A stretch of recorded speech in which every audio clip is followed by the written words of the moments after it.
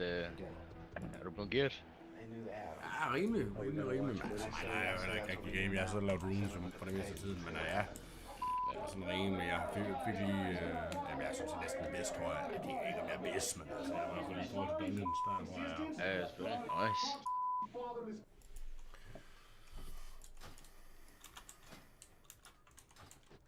Ja, men jeg har da selv nogle ting, jeg lige kunne have skiftet ud, men altså... Det er sgu fint nok, tænker jeg. Ja, lige præcis. De siger, at det skulle være ret easy, så... Nu må vi se.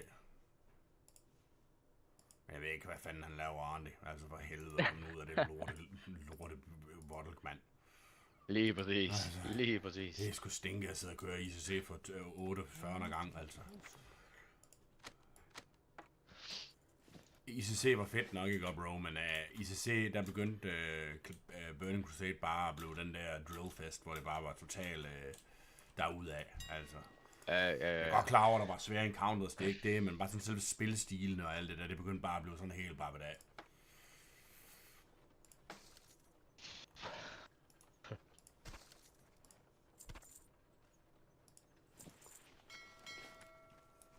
Helvede, bro, man, jeg har rettet mig på 64G nu.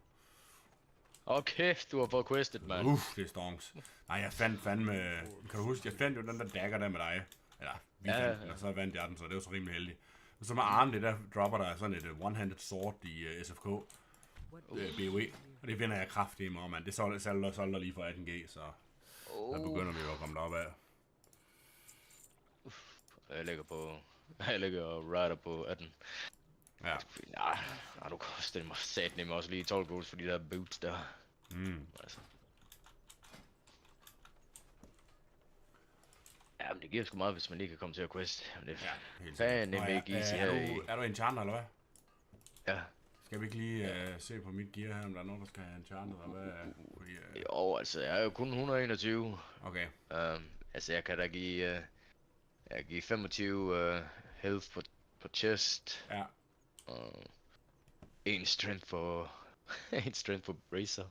Men mindre du vil have... Jeg tror, jeg vil have stamina, hvis det er, du har det. Jeg har 15 health. Okay. Og så har jeg noget lesser protection til cape.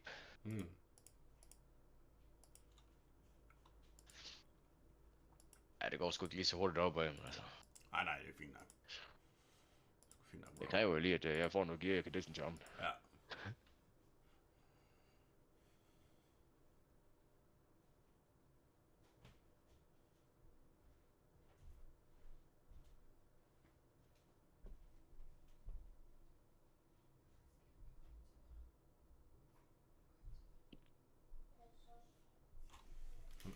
Ej, det var sat med... Der var ikke meget energi, jeg havde til at game i går. Jeg var lige inde og spille 5 timer med nogle andre mates. Et eller andet spil der, så skulle jeg fandme ind og ligge igen.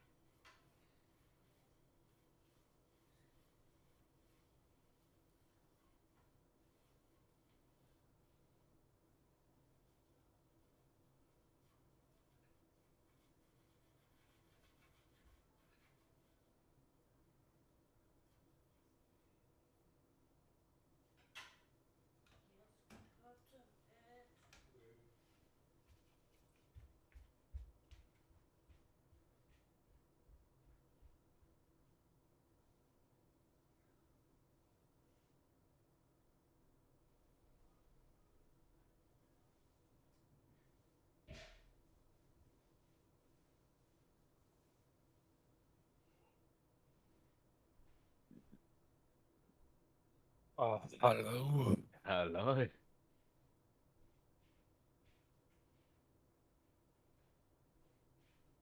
Hvad så er det PP-service herinde? Nå. Ikke så meget. Det er sgu kun lige, når man lige selv bliver attacket. Prøv at snige mig lige så fint udenom. Det er fandme... Vi burde bare være et helt crew, så bare ding-dong dem. Ja, men det er fandme overalt heroppe i Assenvale, altså. Shit. Er det en fest deroppe? Det er fandme Ja, godt men det er area. helt vildt. Jeg ved ikke lige, hvad de tænkte i forhold til PP, at de ville tvinge alle på PP-server til at engage i det.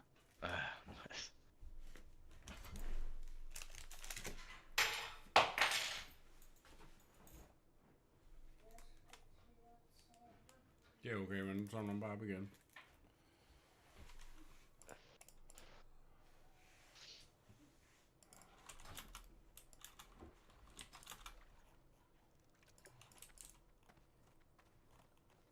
Hvorfor kan ikke se dig online, så? Du er måske ikke online?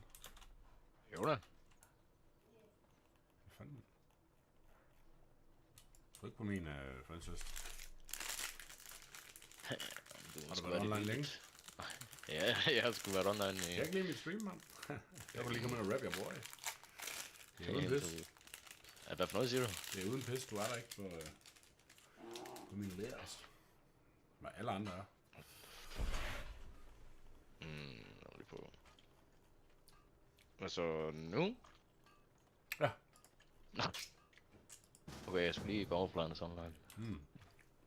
They can't join our group.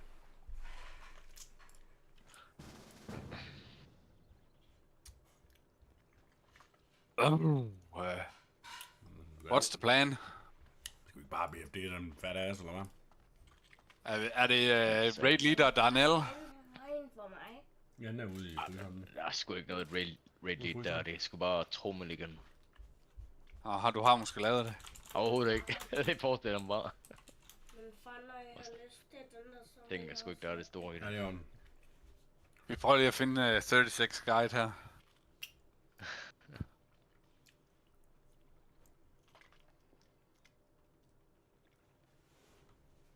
Jeg forestiller mig, det er i hvert fald ikke, at der er det store i det.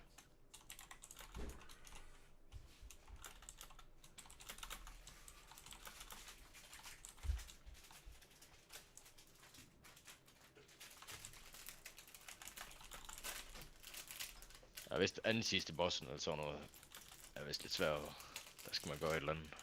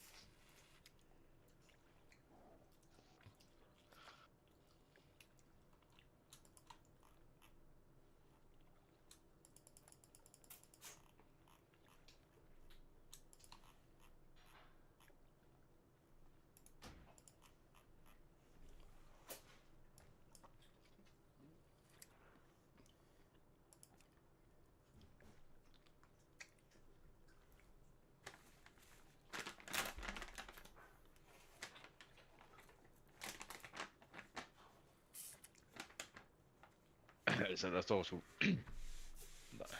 ved de fleste også her i starten, at det er sgu bare straightforward.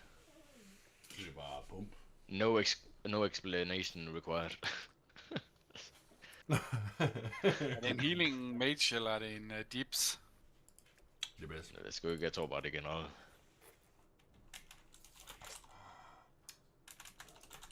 Jeg skal sgu også lige have move min fat ass op til...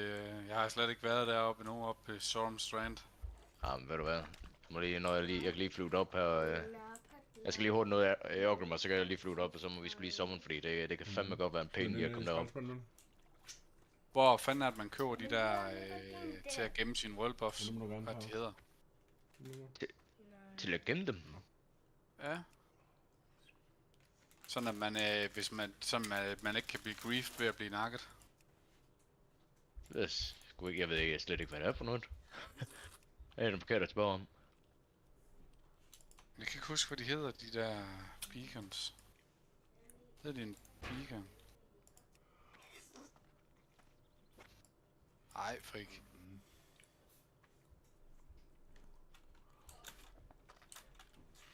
Jeg har sgu ikke den der lækre boon der. Jeg kan ikke huske, hvad den hedder, den der forbandede en.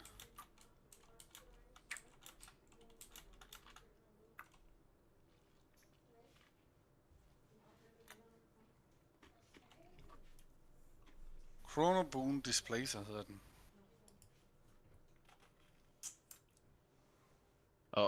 Og så det vil så sige, hvis man dør, så mister man den ikke. Nej, så gemmer man ligesom world buffsene i sådan en, jeg ved, i et item, og så kan man enable dem, når man kommer ind i raided. Se. Den er faktisk der. Nej, ja, den er jo inde til ladning, mand. Den er jo... Men hvor man lige får fat i dem.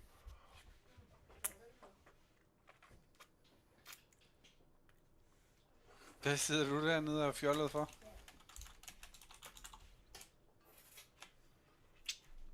Hvad need vi? Vi need a priest.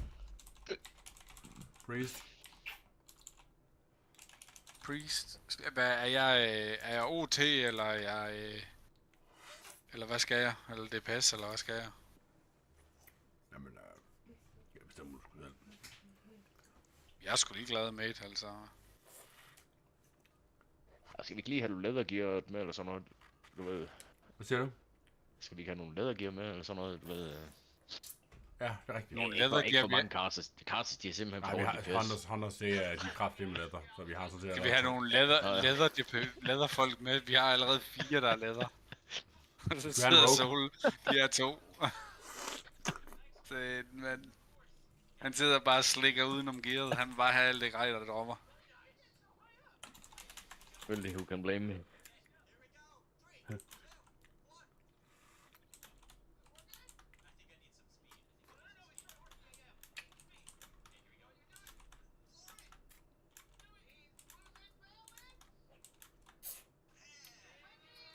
Men der, prøv lige at overveje, der er faktisk mange DPS'er, der er lavet uses alligevel. Ja, her i starten er det faktisk. Ja. Og især Warriors, de kan også godt gå ind og bruge noget læder, jo. Ja, præcis, hvis det var. Men ja.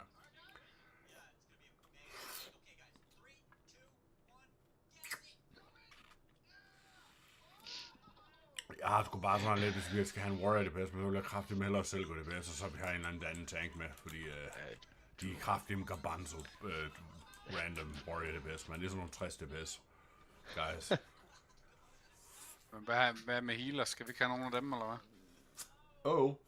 Hvad er Druden, han fører, eller hvad? Det ser da sådan ud.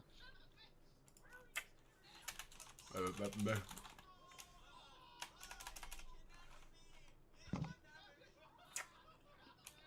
Hvad skal vi have? En healer eller 2 healer? Der kører man. Hvorfor er det 2 healer, når det er 10 mand? Ja.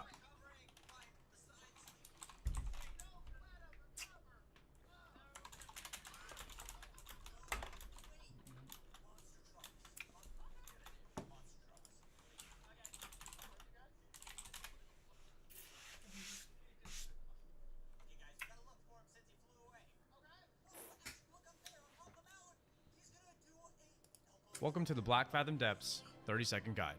Baron Aquanus. Click on the 3 stones and kill the ads to make sure Baron Aquanus is vulnerable. If you get knocked off the platform, just come back up. The bubbles are a swim speed bonus and the swirls push you down. Range DPS, if you get knocked, you can just stay in the water and DPS him from there. Det er ikke så nice. Gamora. Altså Pull vildt Gamora to ingen. the middle of the platform. Make sure your group is top when the bubble breaks, as it does a lot of damage. Fanden er Dark Your Moon mana fair, users eller er can det soak allerede the væk? bubbles to get their mana Ej, back, jeg troede, jeg but you skulle will have take 10% additional damage damage. det her. There's also a knockback Det that troede jeg resets også, men, threat, det so ser ud tanks til, be at de er ready to væk. taunt. Don't stand near the bubbles as they pulse AoE damage when they expire. Gallius. Phase 1 is a tank Hvad inspect. siger du Just der dodge om? the circles. Phase 2, you need to dodge the Det går du og circles, brummer for. but this time they'll stay on the ground, so you might du want og to start brummer for. baiting them. Phase 3, you want to bait the circles to the edge of the room, and they'll now Ja, spawn så a må vi tentacle. nøjes med 2% You can crit ignore the og 20 tentacles AP. and nuke the boss, or you can try killing them. Our group just ignores them and kills the boss. Lorgus Jet. This is a Det skulle gauntlet, ikke undre so mig, try at to der er ingen conserve problemer mana. med at finde When you healers kill på the line big side, early, fordi the alle next de kan room will spille paladin. open. Eventually, Lorgus Jet will come. It is nice. Melee Folk, swap de, the de totems sidder and bare og dodge the hiver sig selv i fireballs. banditten over Everyone paladin stop altid. DPS when the boss has lightning shield totem active and focus the totem. Kelris. Range stack and move together to bait circles to the edge of the room. Try not to bait the circles near players who are asleep, because the purple gas will grow slowly and it does damage over time. The boss will sleep 2 players that are closest to him, and they'll be sent down to the portal phase. You can't be sent down twice, so pick 2 new DPS to stand near the boss each time. When you get sent down, kill 5 of the priests as fast as possible, and a portal will spawn. Take it to come back up. Phase 2 starts at 35%. This is a DPS check. Spread out, and melee stand as far away from the tank as possible, as he will pulse Giver jo AoE lige en damage. stor fed Keep summon away from deroppe, the eller hvad? circles, Soul because Boy? they now Ja, jeg pulse venter bare AoE lige på, at damage as de, well. Dispel players with a debuff immediately, and kill the boss as fast as possible. Akamai. DPS stack close behind the boss Hvad var and det? dodge the Så frontal har du cone. priest. Tanks will healer, get eller hvad? debuff stacks and need to run to an elemental to cleanse them. The elementals will spawn adds that need to be killed.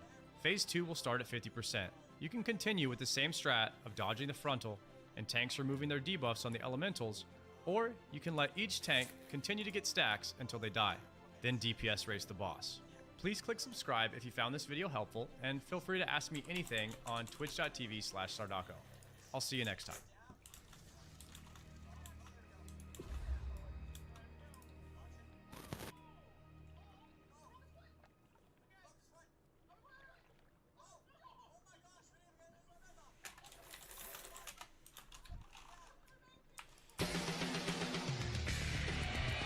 He rose to fame with his own brand of brash behavior, winning Season 3 of the... Welcome to the Black Fathom Depths 30-second guide. Baron Aquanus. Click on the Der 3 kom stones and kill en the ads to make shaman sure mere Baron ind. Aquanus Er is han tank, vulnerable. eller hvad? If you get Healer, knocked eller off the hvad? platform, just come back up. The bubbles are a swim speed bonus, and the swirls push you down. Han er en Range off-tank DPS, og you warlock get herude knocked, med, så you det can er just jo stay lige in the noget for water jer to. and DPS him from there. Oh. Gamora. Ja, Pull Gamora to the middle of the platform. Make sure your group is jamen, top jeg when kan the godt bubble køre breaks, med as mig it og does a Arne, lot så of skal vi bare damage. køre to Your mana users can healers. soak the bubbles to fuck get that. their mana back, Soul, han but skal you will catche take dem. additional damage. There's also a knockback. Han skal that ikke, han skal resets ikke have threat, so sådan en tanks stor ready to fordel taunt. på at få gear. Don't stand Det skal near han the ikke. bubbles as they pulse AoE damage when they expire. DPS. Gallius. Phase 1 is a tank inspect. Just dodge the circles. Phase 2, you need to dodge the circles, but this time they'll stay on the ground. Der skal ikke ske noget, Frik. I finally cleared BFD. Nej, Yeah, I der skal know ikke it ske took me a noget. week to clear BFD. I am one of those losers with a job. I wish I could get American welfare, but the damn president won't let me in. Anyway, I did it essentially badass naked and without my survival of the fittest rule. How That to is put like someone when along? the makes me take Ja, ja. 20% Ja, ja. of damage. Ja. I didn't have it, and we var lige ved at still did a tage, full clear questen in her. about 90 minutes. Half the wipes sådan were skulle der about blive noget solsort, me messing hvor up de the skal- mechanics. Hello. So yeah, I am gonna break Hello. down all the mistakes I did, all Forget the to see me. bosses, how you're supposed to tank them, off tank or main tank, so you do not have to suffer the same fate as my poor Rave. Det er sgu had nok to bedst do. at køre med Windfree på mainhanden, tror jeg ikke det? First of all, we're Og så, gonna cover some basics here. swing for You're good gonna on want powerbank. some shadow Det må det næsten protection være. potions. They are on the Hvad expensive side. er der I nogle paid like 30 consumes, silver, vi I skal have think, fat i for her? some Er der of et eller them, andet but baller? you need them for a lot of mechanics in BFD. Hvad They hedder are always de great pots, vi burde value. rulle? You pop them, and I think for Potions about for- 5 minutes you have Det a står shield inde på that covers shadow damage, Glass Guides inde like på a priest Warhead. shield, something like Så jeg. that. And you can pre-use Hvad er der them over hot shit? before Frik, you hold op. pull, so that way when you go Ja, men jeg to skulle ikke pull, få you noget mad have på one of them again out of cooldown by the Der time er you simpelthen pull. lesser guilty, det er 8 og Also, guilty another pro elixir of tip, if Ogre you're a Strength. bear, you can use this Der er micro elixir of right minor here. It will fortitude, make you get out of elixir bear of form, use a defense, potion and go heavy back to crocodile bear form stew, in a snap Rumsey second, rum so black you label. can drink potions as a bear is just a little bit of a Greater pain. Healing Pot, Your Rage best Pot, elixir Free is Action Pots og probably Heavy gonna be the Dynamite, elixir of skriver de agility til as Warrior. a bear, which is kind of Så, lad mig lige høre igen, lad mig lige høre igen. Hvad siger du til Warrior? But if you Le- wanna go cheaper, Elixir of you can Lesser get the Agility. Elixir of Defense Ja. is just armor. It's Elixir of really Vocal good, Strength. especially for a bear. That thing is nearly worthless. Elixir of So you Minor can take that. Fortitude. Aside from that, before you get to BFD, you are gonna want to get some heavy armor kits. Elixir of They are Defense. cheap enchants for most of your armor. They give you armor.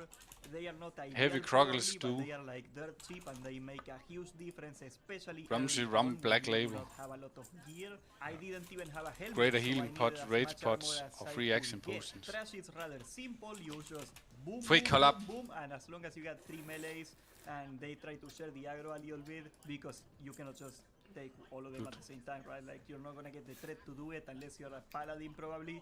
But yeah, you just hold aggro on whatever you can and it's gonna be fine. It's not really hard.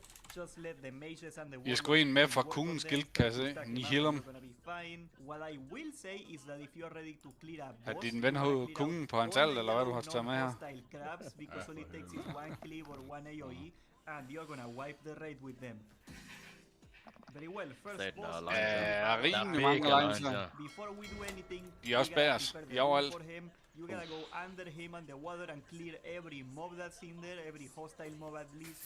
And then you wanna go and clear all the water elementals around the water, because they make him stronger, so we gotta kill them before we do him, obviously. The reason you gotta clear the water mobs is because you are gonna be falling into Yep, the water nope, at some nope, point, nope, and nope. if you Det pull bliver a mob, en you're corpse gonna run die. ind, kan jeg se på det hele. All you gotta watch for is he got a knockback, so make sure that your back is not facing right against deleted. a ledge. Try to be a little closer. And the other mechanic he will do is he's gonna do an AoE thunderstorm. You gotta move away from the thunderstorm. It's that simple. If you cannot move away because you're in like a tight spot, because the layout is like broken stones, it's really annoying to jump Jeg over. føler lidt, de er gået glip af muligheden for lige at lave sådan, hvad skal man sige, en lille area, hvor det ikke er contested her for, altså, lave sådan en sanctuary zone foran rated, altså i stedet for det her pis. But aside from moving away from the AoE, this fight is essentially a tank and spank. This was pretty easy. Just burn him and go. Next boss is Gamura. I am not even gonna lie, I didn't even know what he did until we pulled her, and that's how I died. Make sure to pull all the turtles in the room here, because you're gonna want to run around the map a lot in here. The fight itself is basically two mechanics. She will summon a bunch of orbs. Do not stand on the orbs. That's it. Shadow protection potions Der røg alle will world save you buffene. from the orbs, but just don't step on them. That's cheaper. Second is she will cast a Det lyder power sad, on Mick Storm. herself, and that will like Jeg står jo her og fucking, jeg vil ikke engang accepte sommeren, fordi jeg sidder og er ved at købe hele AH. She's gonna charge it again and explode Nå, around de andre, vi har sgu ikke taget you nogen as a consumes tank. med, så For helvede. Avoid that, right? So you gotta ask your healers preemptively Det to skal jo ikke drop alle their shields os alle, when der that flyder happens. godt. Nej, Everybody det er else sgu knows skønt. the Vi DPS kører. is Skal vi også lige have en divide fish med lige for... Ja, gør det. will try to stack you until you got too many stacks and you die like all the other bosses.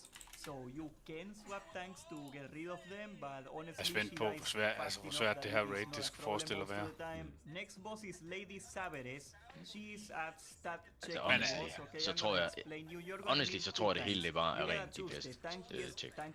Eller- Jeg tror, det er pisse Anden nemt, sidste- men altså, der er anden bare sidste nogle... døgn, det skulle være svært. Det er bare DPS check, tænker jeg. Altså, jeg tænker også, det er rimelig easy, men altså, som tank, så kan man jo trods alt lige vide bare lige en lille smule om, hvor fanden man skal gå hen og sådan nogle ting. Altså, det er sådan lidt... Det er nok lidt mest det, jeg lige tænker på. Jamen, det bedste, det er jo bare, hvor det er mange gange. Det er det ikke, men altså, man finder man ud, man bliver ikke one-shot af nogle mechanics her, så finder man jo ud af, det skulle jeg ikke lige have gjort. She will summon another ad. Now I'm gonna tell you the intended way of fighting this. Det var fedt nok, der bare lige sad 50 alliance eller sådan noget på den der. Hold fast, mand. Everybody does. Ja, det er sgu da mega Is you're spændende. just gonna burn hende under Ja, a det er minute. virkelig You can fucking do it, she stonks. doesn't have a lot of Jeg ved HP. ikke, Just try to kan man kill summon her under a udenfor, eller hvad, minute. eller er jeg bare på skideren? Skal jeg også Just igennem try det to lort pull der? all the other mobs that spawn and make like Jamen, your last stand Det er jo svært at Det sige, vil de I se står på, når vi oven. når ind. Ja, de står ovenfor, kan man sige. Så hvis de står hele vejen ind, og så er det sgu lukken 2 hotmans om. Det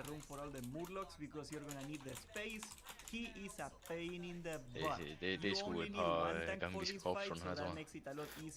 Jeg tror, jeg har taget den lange vej. Er der ikke lige en lettere vej rundt her til...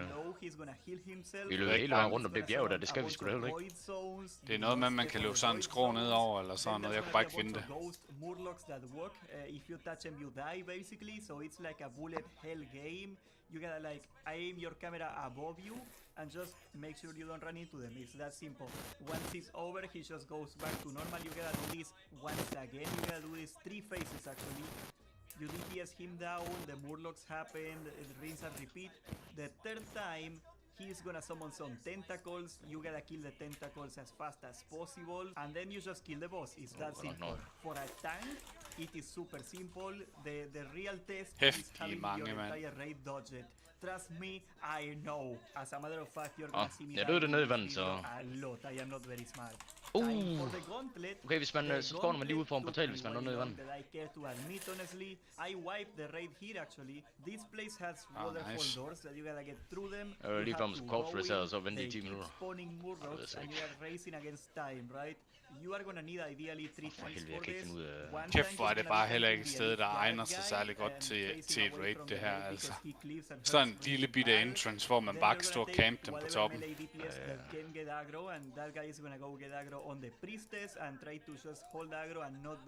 Jeg føler lidt, vi er på galret. Jeg kan fandme ikke huske det. Jeg tror sgu det er OK. Ej, jeg tror det er herinde og så til... Jeg tror det bliver godt det her.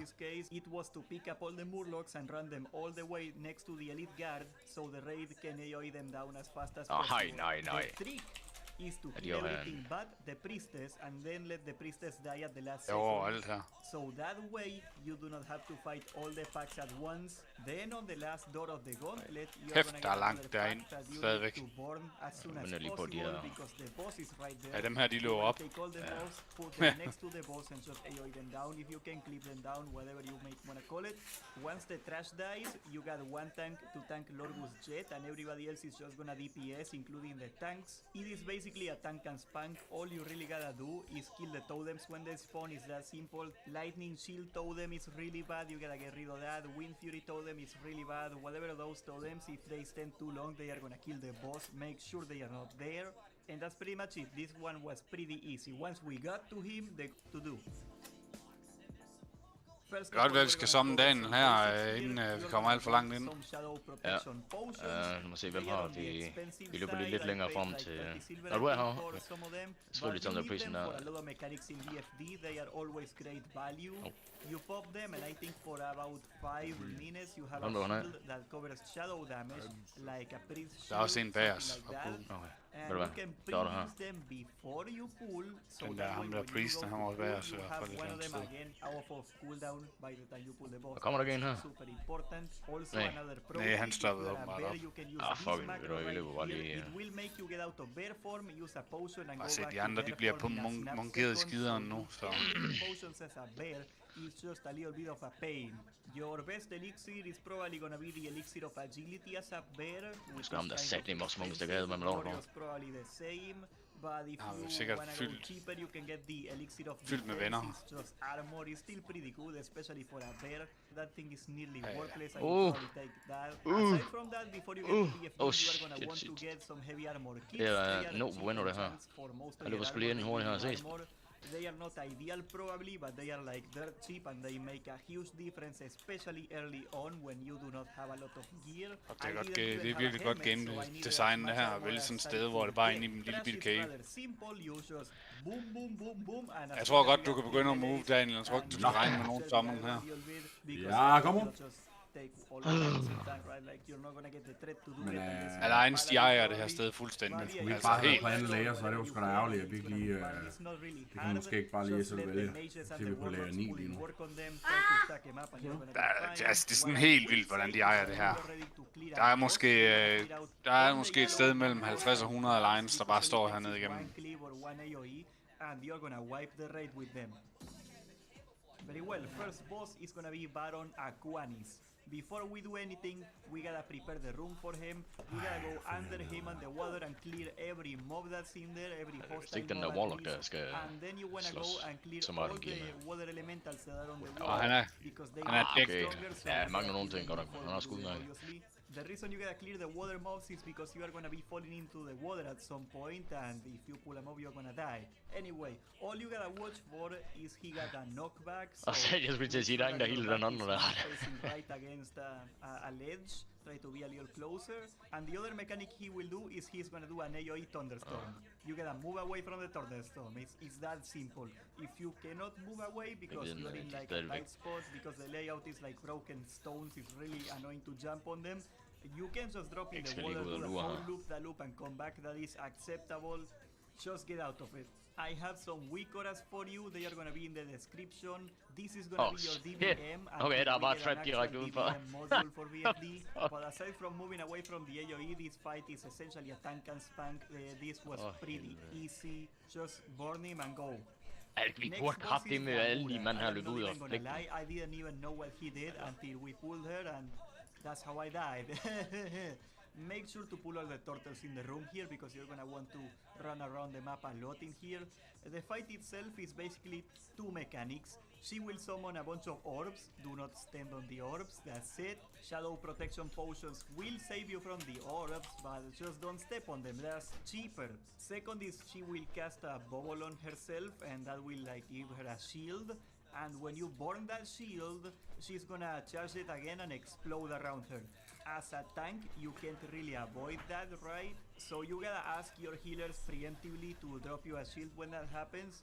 And everybody else, you know, the DPSers, just gotta move away. She's got another minor mechanic. She will try to stack you until you got too many stacks and you die like all the other bosses. Og fik de So sgu helmen you benene. can swap tanks to get rid of them, but honestly, she dies fast enough that it is not a problem most of the time. Det skulle de Next sgu boss ikke is nyde Lady noget af. Saberes. She's at stat checking boss, okay? I'm gonna explain you. You're gonna need two tanks. Så det skulle de godt nok lige combat lige nu. tank in your raid. Ja, om det var, at vi havde et the elite ad. that is with her, and you gotta tank him away from the rest of the raid. The other tank is gonna tank Lady Saberes. She doesn't hit particularly hard. Make sure to face her away from the raid. She's gonna be doing chain lightning, so spread out. You can kick it, but you're probably not gonna have enough kicks for all of them. She does them pretty often. And after a minute, she will summon another. Den der feral buff, er det en raid buff eller en group buff, eller hvad er det? This boss is that you kill the ad, fight her, kill the ad, fight her. That's what you're intended to do. What in reality everybody does is you're just gonna burn her under a minute. You can do it. She doesn't have a lot of HP. Just try to kill her under a minute, and if the ads spawn before Finder vi you, ud af lige om lidt, når just han går try i to form. pull all the Fik other du sammen mobs that Dan? spawn, Ja, and det like gør jeg, your det gør jeg, last det gør jeg. stand, pop all Bare your lige ved at- cooldowns, and just hope that your raid can kill her before you die. Og ikke du skal vente for længe. Nej, det gør jeg da ikke. Det er ikke, vi har ikke sådan mega kontrol over området, vil jeg lige sige.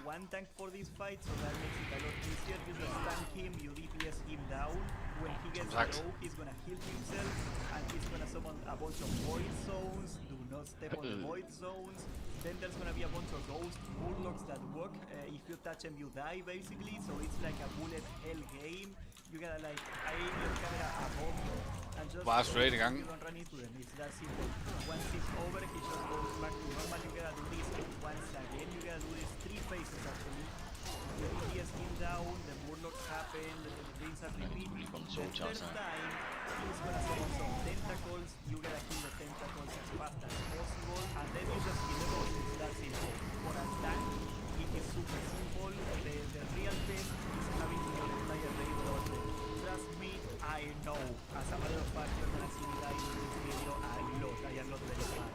Time for the gauntlet. The gauntlet took me way long that I care to admit honestly. I wiped the raid here actually. This place has waterfall doors and you gotta get through them. You have to go in. They keep spawning more. Det er noget, man skal trykke på alle de sten her. Så man har channel de der sten der, så skulle bossen blive vulnerable eller sådan noget. Du skal ikke trykke på min sten, det er i hvert fald helt sikkert. Ingen stone-trykkeri her.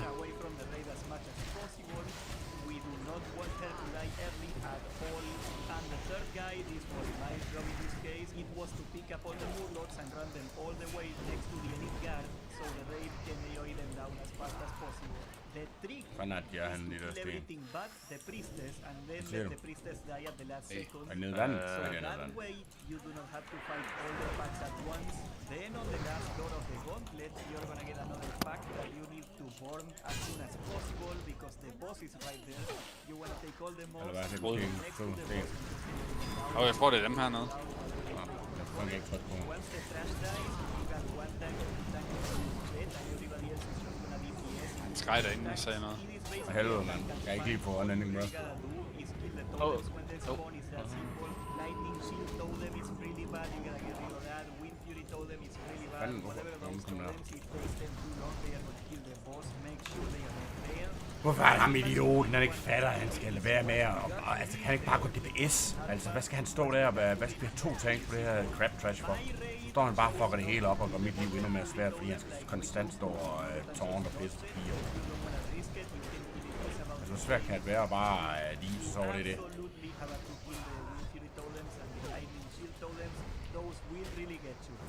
Next boss is Twilight Lord Kelris, and this is, in my opinion, the hardest boss in BFB right now. Make sure to Kan man ikke få noget andet end en breath i den her Bix, eller hvad? Satan, er der flere, der skal have? Det er hele rated, skal vi have. First of all, he's gonna be casting Mind Blast and Shadow Chains or whatever. All you gotta do is pick him. If you cannot do all of them, you can ignore the Mind Blast. Det er nok med, at jeg skal lave højere DPS end en anden warlock, der er bedre gennem mig. You can dispel it too if you fail to get an interrupt from the Shadow Chains if they are dispellable on the trees. The other mechanic, and this is the hard one, is closest to him into a dim dimension, and you have to prepare for it, okay? From my experience, we only got 2 rotations of the dream before we got him down to the next phase, so it wasn't that hard. All you gotta do is take 4 people. You are gonna take your main tank, and you're gonna take a melee DPS, hopefully the one that does the most damage, and you're gonna sort it out like this. Range DPS, they are in range, it doesn't matter. Melee DPS are gonna be all the way on the longest melee range possible, and then the guy that you chose, the main tank and the best melee DPS that you got, they are gonna be on top of the boss, right on top of the boss in the middle of the hitbox, right? He is gonna pull the main tank and the DPSer to a dream dimension. All you gotta do is kill bare med at få den første boss i første try. until a portal opens up to go back. Meanwhile, outside of the dream, since the tank is gone, that means the off tank is gonna have to pick it up as soon as possible, and you are probably gonna be the tank for the rest of the fight.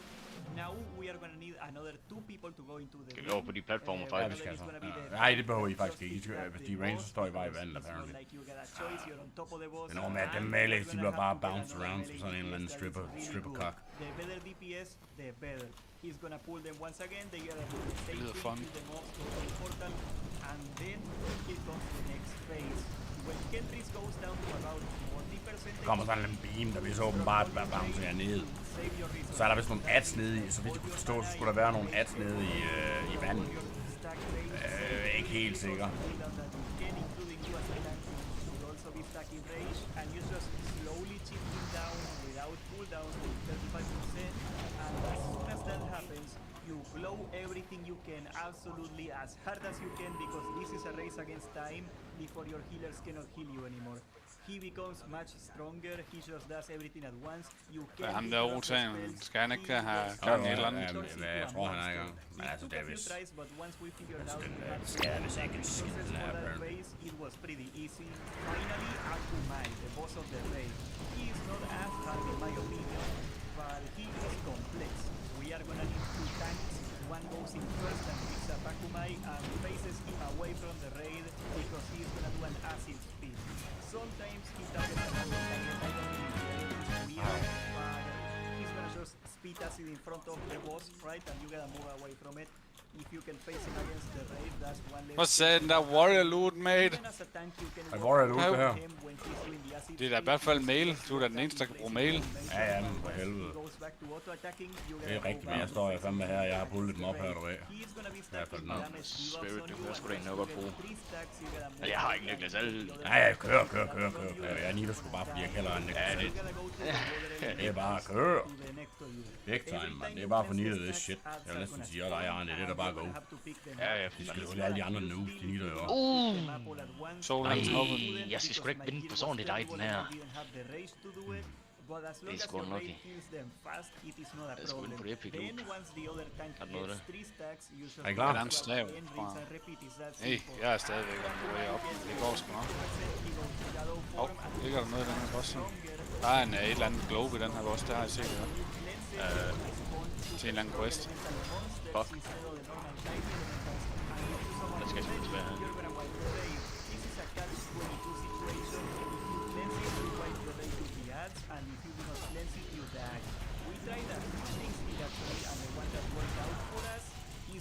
doesn't die. We let one Jeg ved, tank altså, der siger du godt nok, der er et eller andet global her i... Ja, det er en quiz, man samler op. Okay. dies, and so on and so forth. Sig lige and til you den just der, hope han that Bloody the Whisper, healers can keep, whisper ham the melees tårnet up off. for long enough Han skal that ikke you're køre rundt gonna med det kill the Growl boss. Lord, det kan jeg In godt my glemme. case, we barely got Jamen, det er for him helvede, de after mister oven i that købet pet fokus picked af, up, så you de know, kan the huske. stupid Det er helt Scorpions, stupid they shit. are the best right now, apparently. Thank you, Blizzard, for that. So this is a kind of stat checky fight, yeah. It's not too Men bad. det er jo sådan, man forventer med et. Altså, når Hunters de er gode, så er alle nu, når de spiller Hunter. Ja, lige præcis. Half the footage in this video is me messing up stuff, and I still cleared it in 90 minutes. Granted, I did have solid healers, I did have solid DPSers, yes, I was probably the least geared person in the raid, but in my humble opinion, I would have liked them to make the fights a lot harder. This is not hard Han enough. kom der, bossen. Sure, by next reset, we're gonna get it down in like an hour. Lots of stupid wipes on my part, Det var sgu unlucky. and lots of mistakes to clean up in general. Det var en måde at få det hele på. Han slår det med ret hårdt, dog. Nej. Det var nok helt tøft. Ja. Det er da med at Det er noget, jeg kan gøre noget overhovedet. In the brutal world of MMA, few names spark as much intrigue and fervor as Chael Sonnen. A fighter who never backed down, a master of mind games who held audiences. Det er noget med at lave fuck meget damage, når den man exploder den der shell. bare nakke de her små nogen. Fuck nu den der big one, man. Fuck nu den big one. Der er en eller anden idiot, der pumper på big one, man. Skriv det til. Fuck the big one. More than just a Idiots, fighter, man. Sonnen carved his legacy as an MMA icon. Yet his path to greatness wasn't without its shadows and challenges. From his initial forays into the cage to his most celebrated victories and the controversy that shaped him. This is the story of Chael Sonnen. Helvede fuld, mand. Jamen, vi bad dem og lige ud i en. Majestic Ja, forests, det er rigtigt nok. craft beers, and the iconic voodoo donuts. Hvis nu bare jeg kunne have fået lov til lige at pikke det op, i stedet for at folk de bare gik balls deep på no time, du ved, så havde det sgu været easy nok. Det er sgu nemt nok, men altså problemet While er jo, many at UFC jeg skal til at fighters stå og recount tales of pick grit up and mobsterne og alle grind, mulige Chael grew steder, up så er det in jo West Lynn and had a more pampered upbringing. He'll be the first to joke Har han about fået his reverse, silver eller står han bare healer? childhood. Står bare healer. You know, you look at me. There was years where my father didn't even make 100 grand. skal det ellers Barely made 100 grand. And sure, we had a maid, but she only came twice a week. What do you think happened the other 5 days? You think those dishes washed Ton, themselves? bro! You think those clothes got themselves in the hamper? Nu er dem ikke noget armor. My neighbors were twins. Og det gjorde Feral They så. got a Mercedes for their birthday, but just one. They had to share that car. They had to share that car. Who gets to drive today? I had to see these things. You asked me about being a gangster. You think I'm Hvad fanden, man scared? kan man bare løbe ind?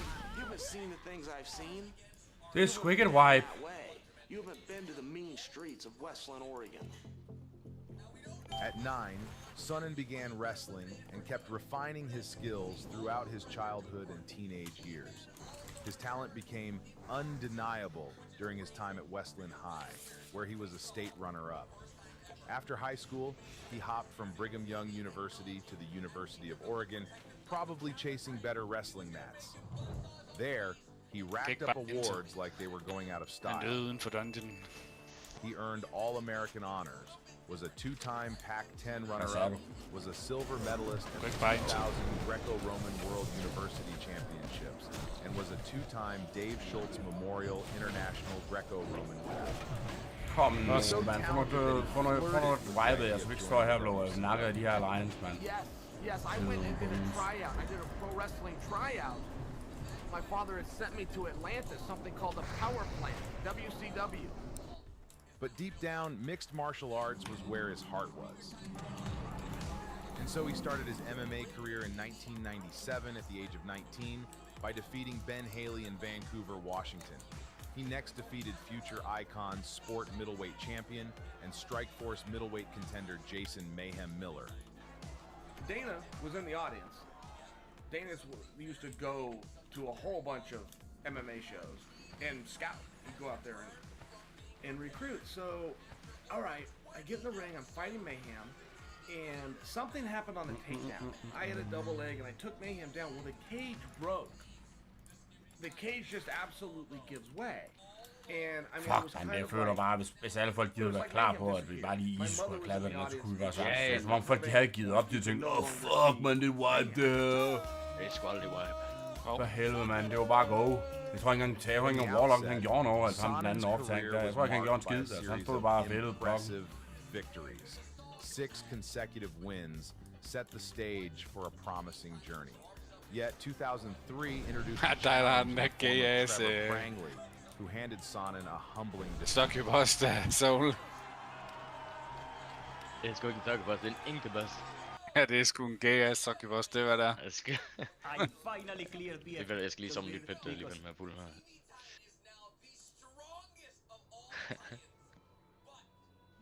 Det er sgu nice, de fik det med. That's part of the room. Hvor er den der fucking turtle? Okay. Det var bare, jeg skulle sgu ikke løbe ind og bare pulle den igen. Nå. Hold fast en drama, så kunne få lavet. Ja, så skrider de nok, sådan er det. Få nu poppe der sådan noget, altså. Skal der godt nok et red check til, for folk kommer i gang med det. Kan du lige stikke mig en hurtig i HOS? Big time, big time.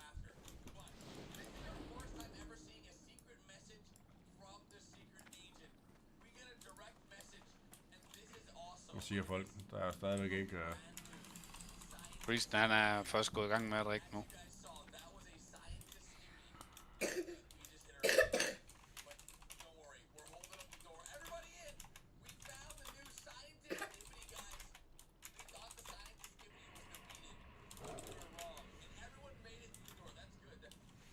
En Warlock der, altså. Lægger han først mærke til nu, han ikke har et pet.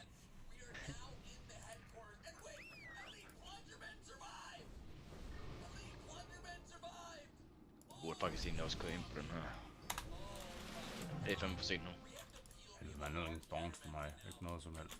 Men ham den anden har sgu da ind på. Hvorfor er det, de skriver nej til jeg det burde- her jeg- AFK-check? jeg Kan de ikke bare skrive ja, når de så er klar? Altså, for delen. Nu skal jeg jo stå her. Fordi den tager ikke så meget melee damage, den turtle her. Hvorfor at han skal drikke fuld mana som Feral? Det forstår jeg ikke. Har det ikke bare, altså, har det ikke bare mana nok til at komme i form og så i gang?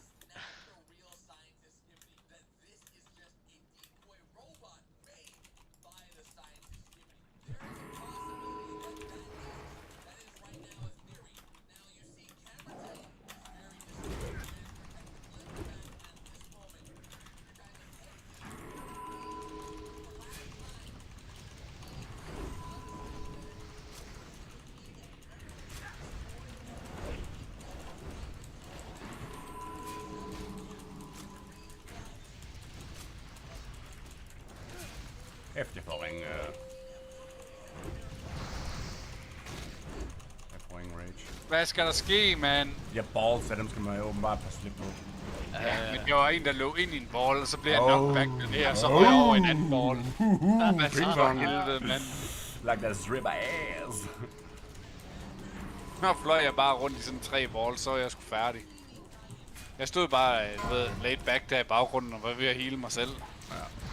Nu kunne jeg glemme alt om.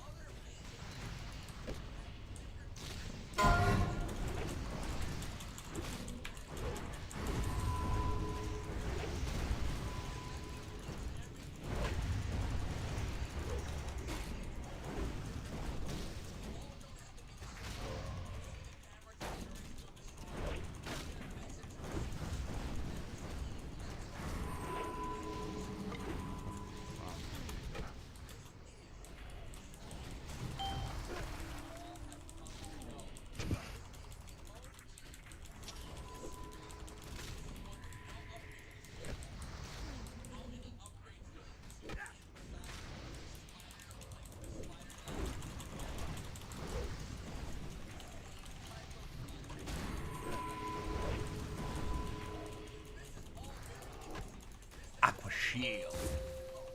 Oh. Man får så åbenbart mana af... Og soak de der balls, eller hvad? Ja, det er true.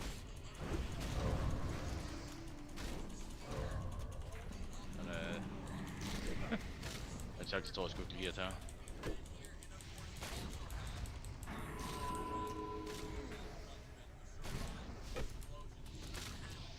derfor Magen, han kan lave så meget damage. Det er fordi, han kan suge mana helt igennem hele fighten. Du skal da bare være Warlock tank, kan jeg se Soul. Det er bedre. Det er sgu da tank crossbow, mand. Jeg har sgu ikke lide. Og det skal da warrior. Den der crossbow, det er tank. Sidder jeg bare og tænker nu. Altså, det er sgu ikke fordi, jeg har tænkt mig... At jeg håber, der er en, der er i gang med at resurrende det. Ja, det tror jeg, der er en. Det er godt. Vandt jeg de der wrists? Der er nogen af jer, der kan sige mig, hvad Honda de laver. Nitter de på den der bog? Jeg kan sgu ikke lige helt følge med i det.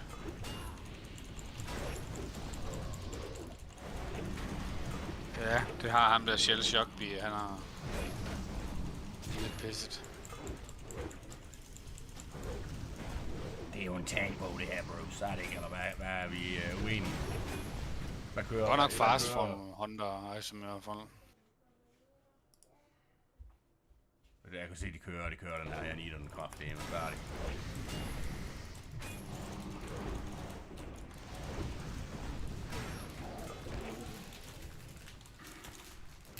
Ja, og defense, kan man sige. Ja, jeg kunne se inde på Raid.io, at dem der high-level warriors, de kører den. Er der en boss herinde i den her? Ja. Ja, der er en eller anden... Breath. Breath til folket Soul. Og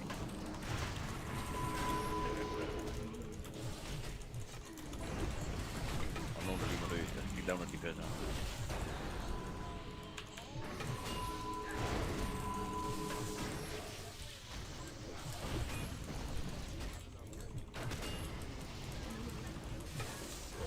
Vi dropper et balch out den, inden jeg bruger den der mana regen ind.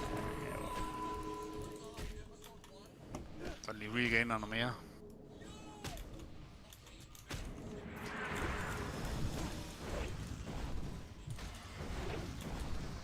Så lad være med at gå til venstre her. Det er, vi går til højre, vi skal clear det lort her.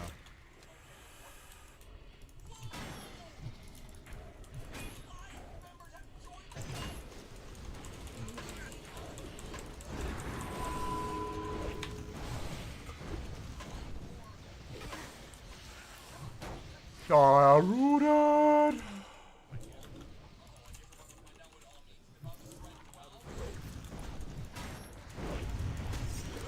Ej.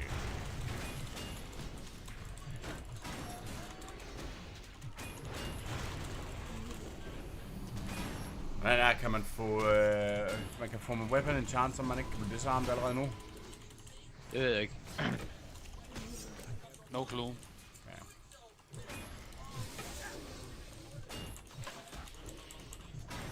Skal jeg lige gogglelere det?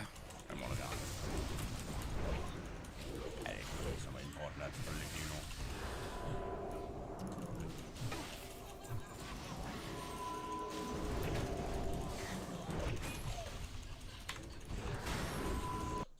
You'll fight water and then swim. Lady Cerebes is then you'll have your Black Fathom elite with her, but most groups will choose to ignore this and just have an op tank pick it up. The Black Fathom Elite has a cleave, but it does pretty low damage. Ideally face it away from people, but it isn't the end of the world if one cleave hits someone. It will also cast a stacking bleed that can deal a lot of damage at high stacks. Cerebes will occasionally shoot the ground with a freezing arrow, creating an icy patch on the ground. Move out of this, or you will be frozen if you stand in it too long. You can also position the Black Fathom Elite ad in the frost, and it will freeze the ad. She'll also mark a target for forked lightning and then shoot lightning at them shortly after. I'm not sure if it can actually target the tank, but if it goes on you, just move away from other people. The lightning will bounce to anyone nearby. Once you kill Cerebes, just swim back out to the room where you fought Gamura. There's a quest you can pick up in the southwest cave. Just swim underwater to get into the cave like you did to get to Cerebes. Next, head south to get to the next boss. Make your way through the corridor, and be aware there will be lots of stealth mobs. You'll eventually reach a cave with a bunch of shadowy murlocs. Pull all of these, but be careful not to pull the boss. Now we're at the next boss, Gelahast. He'll put a stacking Shao damage taken debuff on the tank. From the raids I've done, I've found this not to be necessary to tank swap for, but if for some reason you're having any issues, you could tank swap at 3 stacks. Once Gelahast gets low HP, he'll go immune and heal up and summon a bunch of Murlocs. These are not tanked, they just walk around the room and need to be avoided. If they touch you, you'll take some damage. You'll also need to avoid the purple circles on the ground. A Shao Crash will land in the circle after a short time and deal damage to you if you get hit by it. Gelahast will eventually become attackable again, just keep doing what you did before, and eventually he will heal up again, and he'll do another March of the Murlocs phase. When you come out of the last March of the Murlocs phase, some tentacles will spawn that you can help DPS down or just stick on the boss. Once you've killed Gelahast, exit this room. If you take a right, you'll see an orb, and there's a stealth NPC next to it that you can use to repair. If you happen to wipe and need to run back, the orb off to your left as you zone into BFD will now be active and can be used to teleport. Directly across from the orb is the next area we want to go. Be careful as you enter here because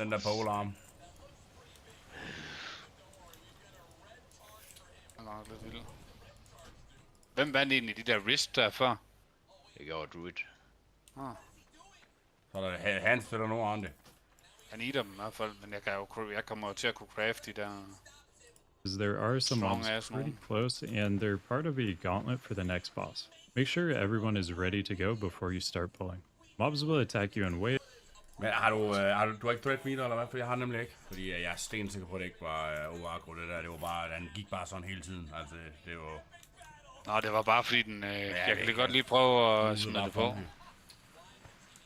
Jeg prøver lige at smide det på, så ser vi lige threaten i forhold til hinanden. Ellers så kan jeg bare køre med druiden i main hand. Ja. Jeg ved ikke, om man skal ind her. Det skal man vel ikke. Man skal beskytte bare straight den her vej. Det tror jeg. Hvor fanden er folket med?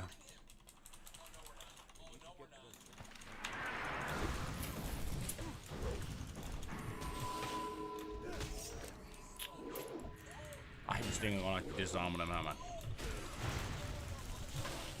Og det er ikke bare sådan en eller anden 2 sekunder disarm, det er bare 1 seconds, mand.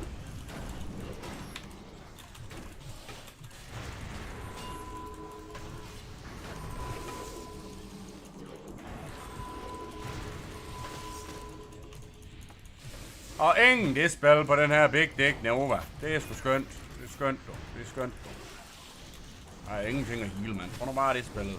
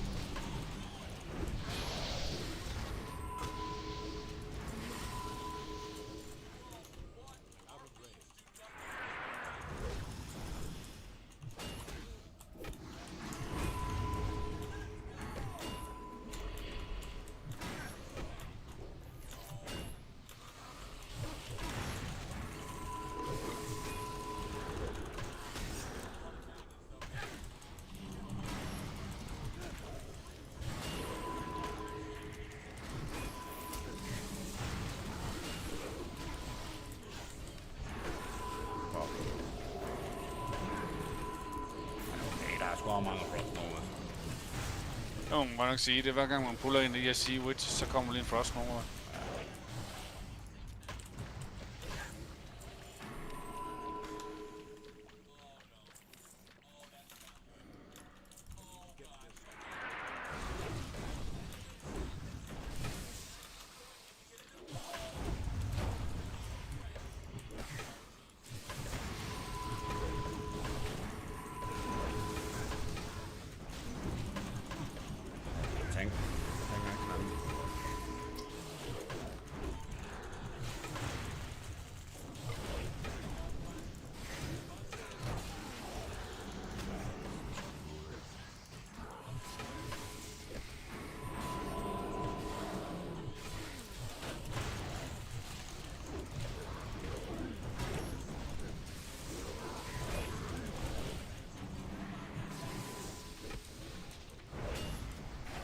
waves as you move through the gauntlet.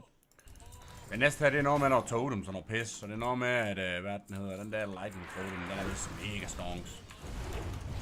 Hvad den skal klappes, eller hvad? Ja.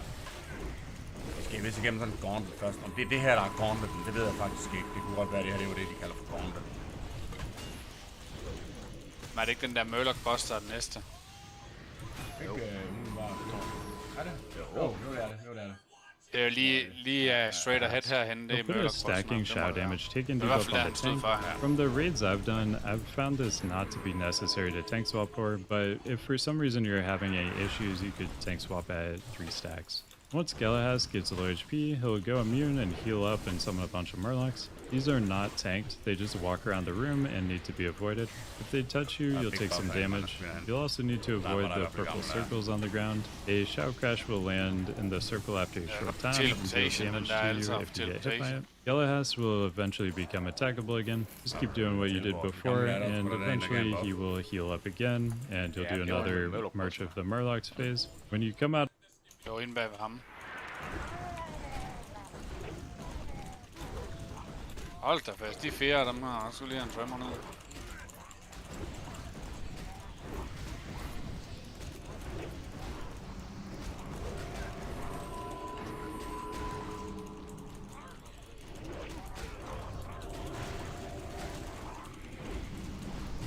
Bad name out, gjorde poison på drengen her. Og den der druid. Jeg ikke at interrupt den der Oracle guy der. Ikke. Nå, okay. Så hvad har interrupt Shaman? Nej, har hånden så overhovedet? Nej, det er kun Shaman her.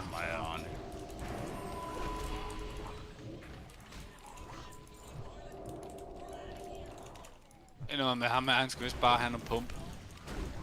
Det lyder sat, det er nemt noget, vi kan lide. Er der en af jer, der lige kan ødechokke den der Oracle, inden den begynder at fyre os?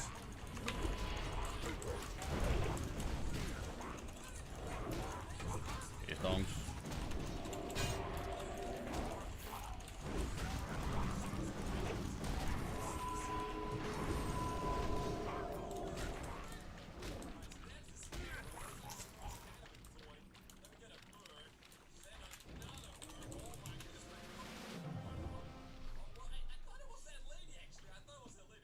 Hvis 2 phases, den første fase, det er vist bare ren pump, og så er det noget med, last march of the Murlocs phase, some tentacles will spawn that you can help DPS down or just stick on the boss. Once you've killed Galahaz, exit his room. If you take a right, you'll see an orb, and there's a stealth. From the raids I've done, I've found this not to be necessary to tank swap for, but if for some reason you're having any issues, you could tank swap at 3 stacks. Once Galahaz gets low HP, he'll go immune and heal up and summon a bunch of Murlocs. These are not tanked, they just walk around the room and need to be avoided. If they touch you, you'll take some damage. You'll also need to avoid the purple circles on the ground. A Shadow Crash will land in the circle after a short time and deal damage to you if you get hit by it. Galahaz will eventually become attackable again. Just keep doing what you did before, and eventually he will heal up again, and you'll do another March of the Murlocs phase. When you come out of the last March of the Murlocs phase, some tentacles will spawn that you can help DPS down or just stick on the boss. Once you've killed Galahaz, exit his room. If you take a right, you'll see an orb, and there's a stealthed NPC next to it that you can use. Jeg gætter på, de der små Murlocs, dem skal man nok ikke stå i. Jeg tænker, at du... det er right call, mate. Det ligner sådan noget. Hvad så? Hvornår får man så lov at slå på den igen?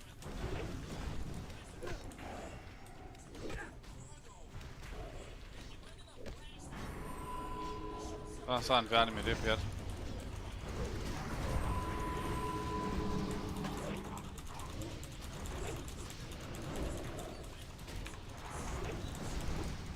Jeg siger threat meter. Jeg siger, at jeg ligger på 88% lige pt. Ja.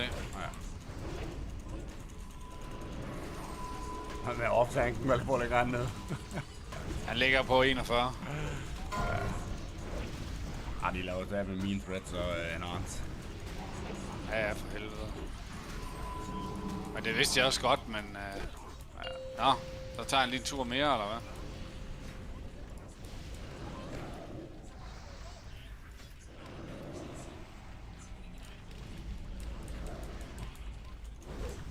da helt. Hold da helt.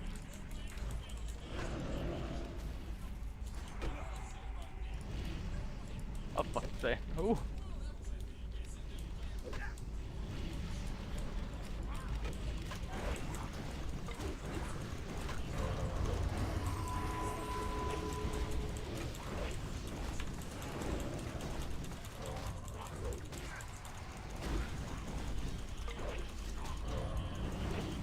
Det er tændigt, at vi har nakket dem, eller hvad gør vi?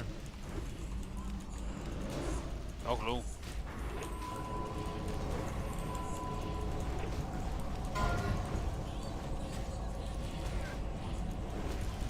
Det er super nemme at nakke i hvert fald.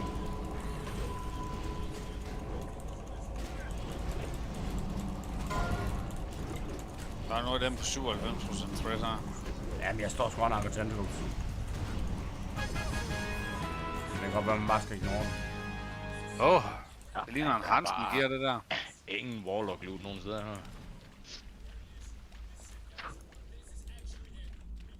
Det er hårdt. Det er sgu ikke sådan at være dig. Det skal nok passe, du får den der fucking lorte epic stav fra næste boss. Jamen, ja tak. Hiver dem lige ned i løgneren, du. Hey, hvad op, Lina? Det ser ud som om, man skal den her vej. De andre, de gør noget. Det er jo at teleport. Og der er en quest her. For helvede.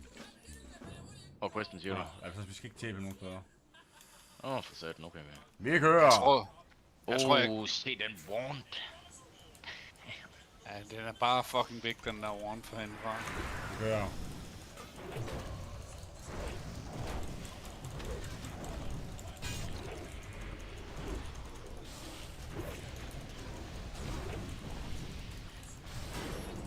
Det kan godt være, det er bedre givet ud at køre med Druidens buff i...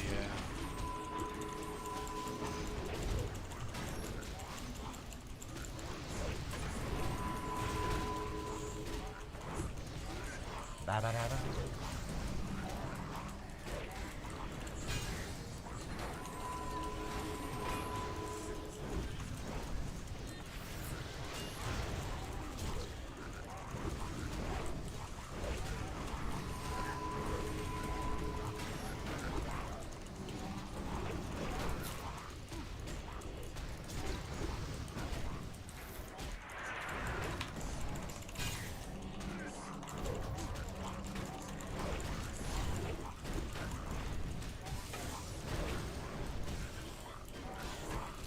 det her, der er gauntlet? Ja.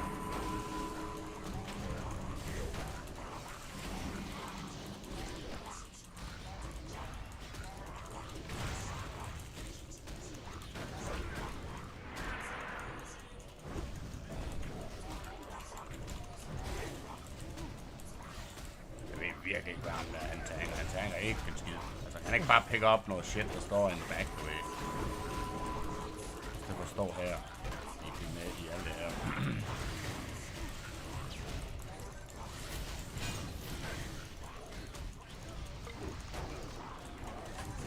For helvede, han kommer allerede, vi kører.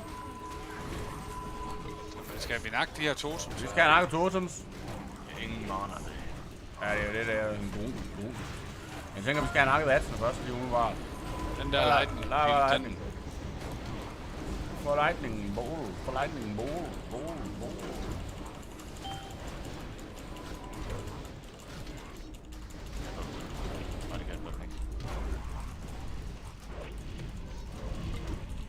Jeg gætter på, at man ikke skal stå i det der ild der. I hvert fald have nakket de murlocs der, bros.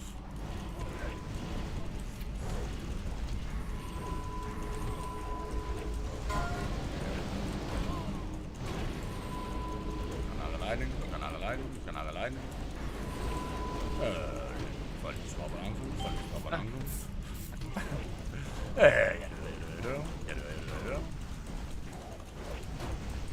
Den bare move op af, eller hvad tænker jeg? Ja, det er The Play. Ja, men jeg tror sgu det er The Play.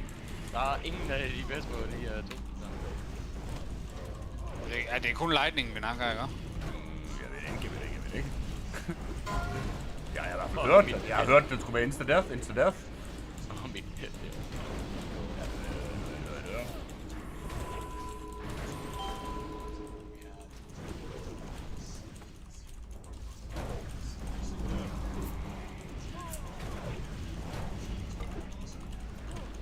tænker, det ville være en god idé, hvis Reigns de bare gik i forkøbet lige umiddelbart. Men det kan godt være, at jeg tager fejl.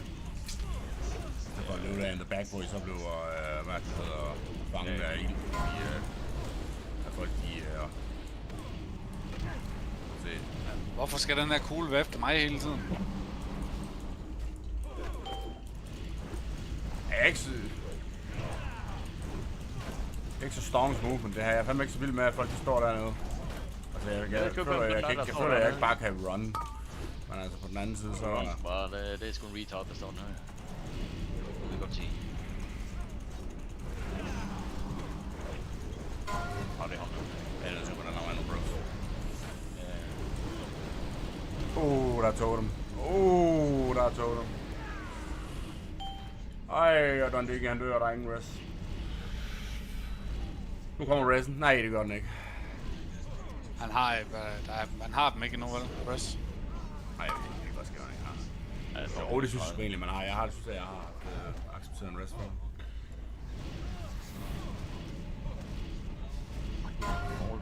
Så er der lightning, så er der lightning, så er der lightning.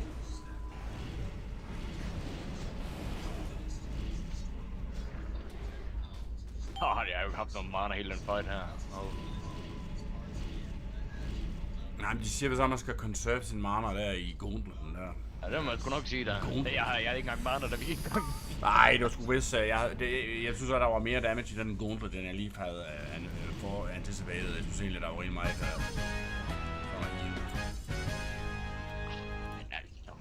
Hvad sker der her, mand? Det er fist weapon. Hvad sker der her, mand? De er endnu bedre, de der feet der. Nej.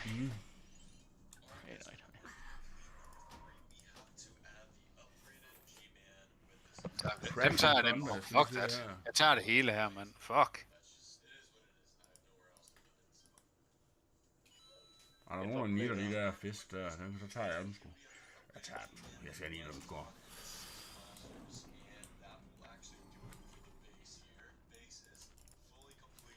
Pull boss with 0 mana. Made. It's a gauntlet. You have to conserve mana. Man skal tro, det er Big Dick my pull. Altså, den kommer jo bare uanset om du er forklaret eller ej. Altså, nu holder festen kraftedeme. Tror du, jeg kan snuppe den her fra ham? Og druiden.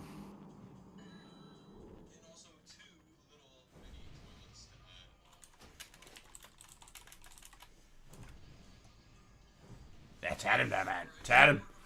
Tag dem. Det er sgu da lige meget, mand. Tror I, de er klar, eller tror I, de skal sidde og whine?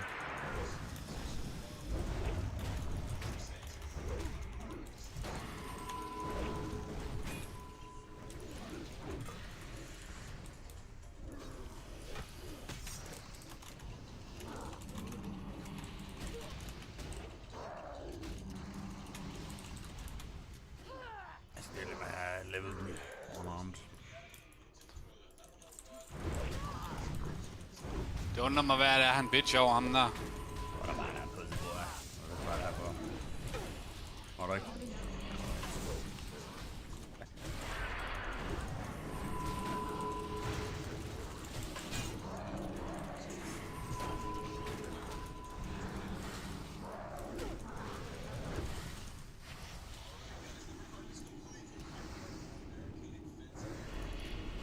Det er sjovt at se, hvor mange gange han har dispillet den der priest i det her run. Det kan ikke være mange. Jeg tror, det er 0.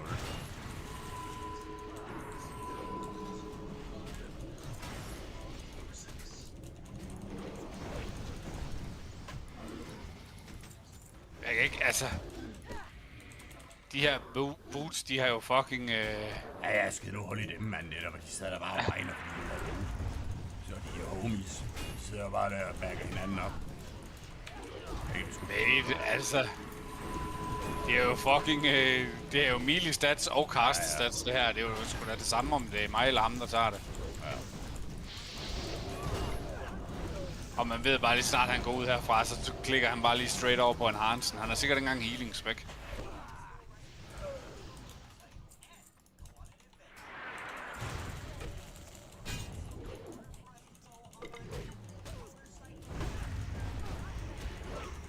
Er det ikke noget med, at vi skal der nede under ham der Aquanis der? Skal vi ikke nakke ham også, eller hvad? Jo. Men altså, skal vi ikke... vi skal nok ikke clear det her, eller hvad? Jo, men... Jeg ved ikke, om man skal begge dele. Hvad med den der Thresher? Det er også en boss herinde nu. Nej, på fornemmeren, vi skal clear det hele, hvor vi kan nakke den der Aquanis. Altså, vi skal nok ned og fight i vandet, så opstår det selvfølgelig ikke publikum og mobs event, så er boss. Tænker jeg, men jeg ved det ikke. Jeg ved ingenting. Jeg skal op og have den her chest i hvert fald, det ligger helt under. Det står også.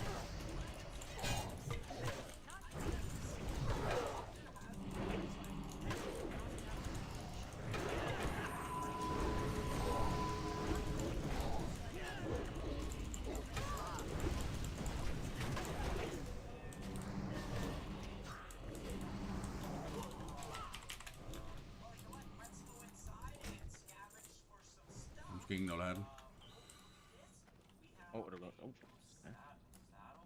Det var godt. Damn. Det ved jeg sgu ikke om... Den er Den locked. roller der bare. Roll. Er den det? Nå, er den locked? Oh my god, jeg er blind. Så er den, Bobby.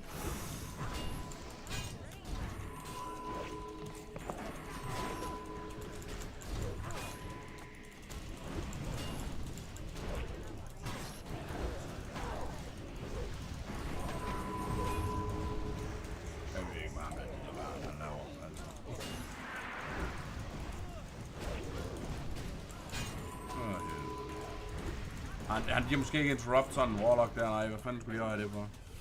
Det er det eneste... Det er Felhunter. Det er det eneste, vi kan få drop fra. Så kan jeg ikke engang blive sur på. Og det er en level 40 pit, hvis jeg husker forkert. 30? Ja, der har fået charge, kan jeg se. Ja. Det er den der med Mortis form, der gør det. Og nogle af spilsene, de bliver lavet om.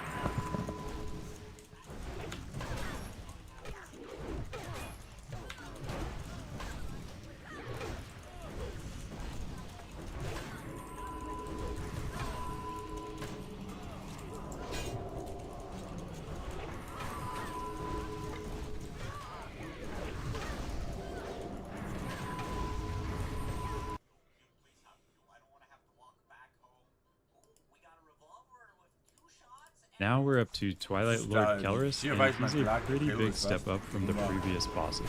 Phase 1 of this fight is all about interrupts. He has 2 interruptible abilities, Mind Blast and Shadowy Chains. Shadowy Chains will do high damage to the person targeted and chain from them to others nearby. Der var noget, der var svært ved ham.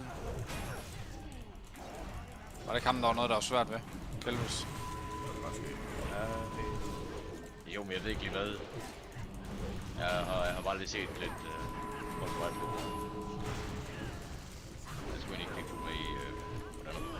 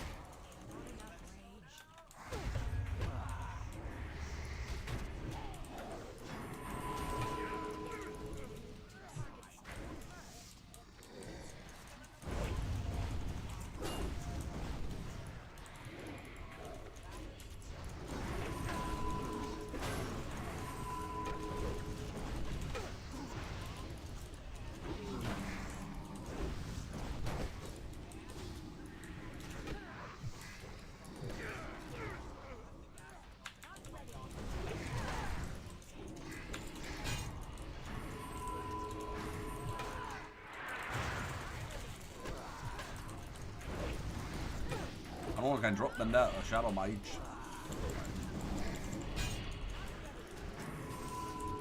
Han er sgu lige glad. Når han bliver interrupted, så går han bare i gang igen med noget nyt.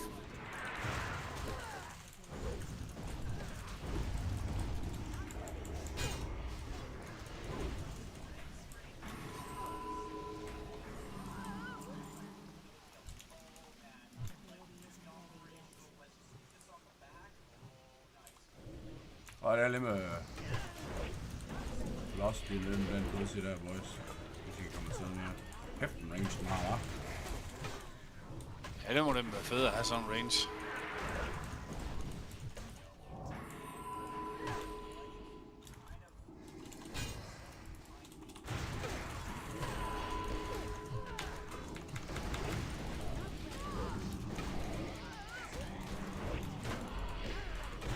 Men der er jo sådan, kan I ikke ud flot ned, så det ikke på den. De er sgu ligeglade, dem der med. De går bare i gang med. De må måske ikke locked out, det gør de her min shield bash. Så jeg ved ikke, om det er derfor. Ja, de bliver også locked out af, men det er jo kun en ganske kort vej, der er chok. Det er jo kun 2 sekunder.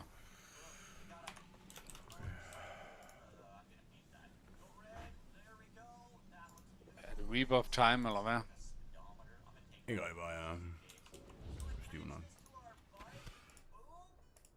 It will also put one of this fight is all about interrupts. He has 2 interruptible abilities, Mind Blast and Shadowy Chains. Shadowy Chains will do high damage to the person targeted and chain from them to others nearby. It will also put a dispellable dot and slow on each player hit that should be removed. Mind Blast will just do direct damage to the person it's cast on. Set up an interrupt order for these and be vocal about interrupts to try to get them all. Kelris also periodically picks the 2 closest people for sleep, but the same people can't be chosen twice, so this can eventually go on range.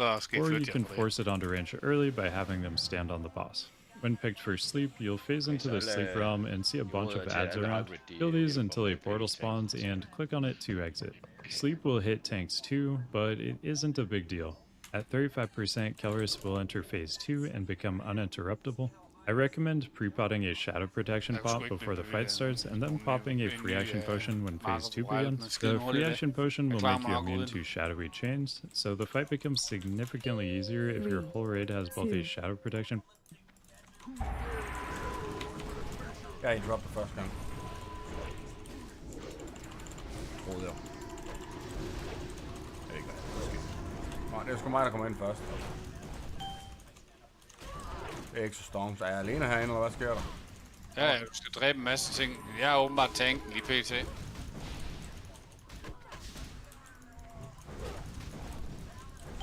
Ham der, han laver jo ikke skid threat, ham der søn.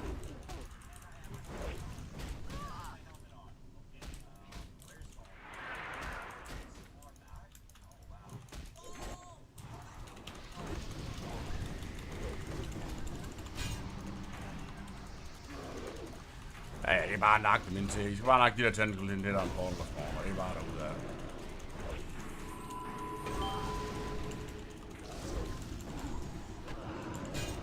Men den ser ud til, at den også gør det som standard på tank, så det skal man selvfølgelig også lige være ops på. Ja, han spørger, om vi er O til at need it. Ja, O til at need it. Og så er han ikke klar. Det er sgu ikke stongs. Jeg står i den der shadow, man. Oh my god. Hvad sker der for, at den har en long ass range? Ja.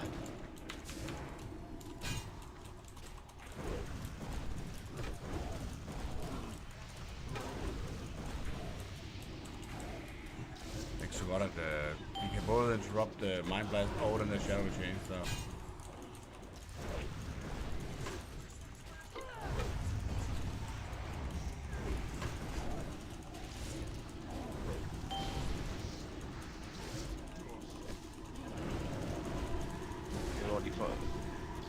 Hvad er det for nogle tentakler, der er ikke... jeg skal nok bare lige dræbe sådan nogle... De skal bare nakkes. Nak. Når jeg har nakket... Der er Voidwalker hernede, der er sgu ingen tentakler. Nej, vi er døde nu, så det er lige meget. Ja.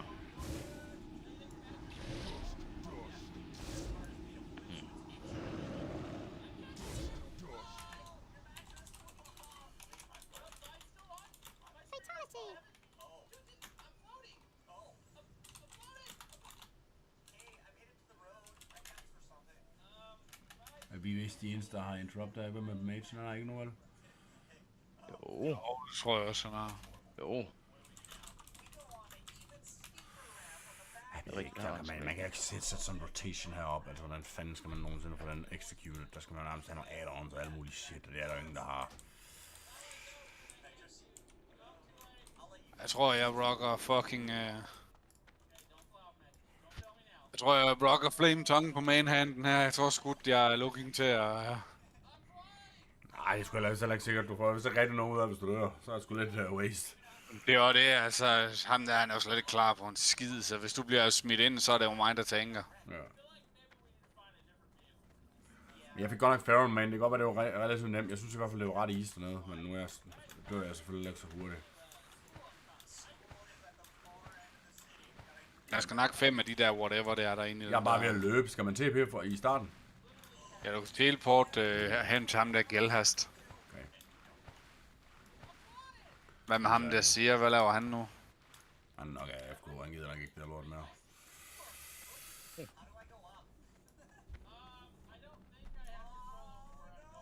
Hvem vandt egentlig de der boots der? Hvem vandt jeg da ikke? Gjorde jeg? Jeg tror, det var Honda. Jeg tror, han rolled 100. Der var en, der rolled 100.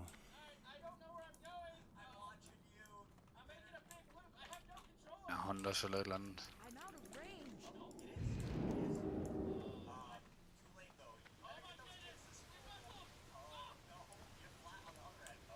Good guy.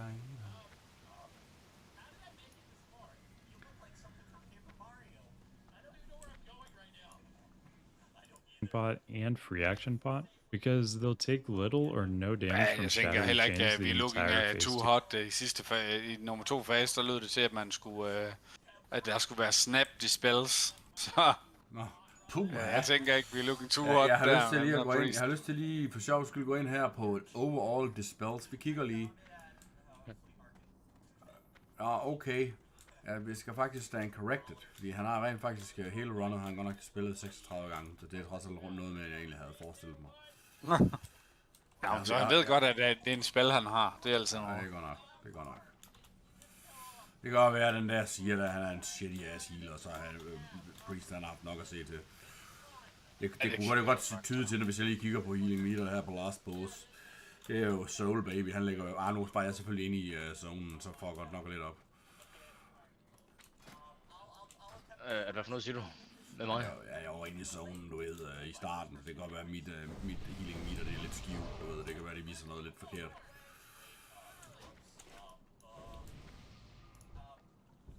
Ja, det tror jeg.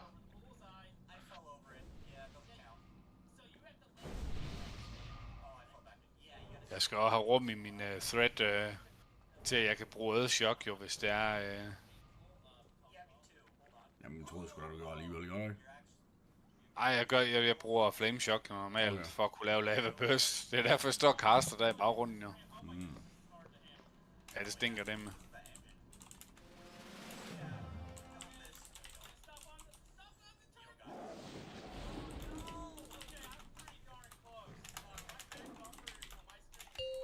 Four, 3, 2, 1.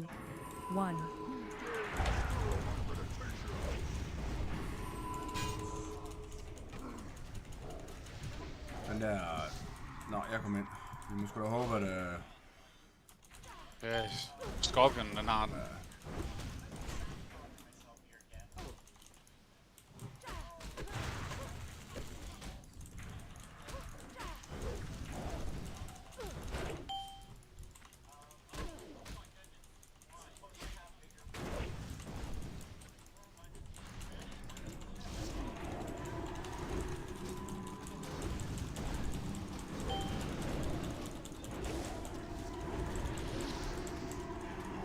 Så er det, man har interrupt bilen.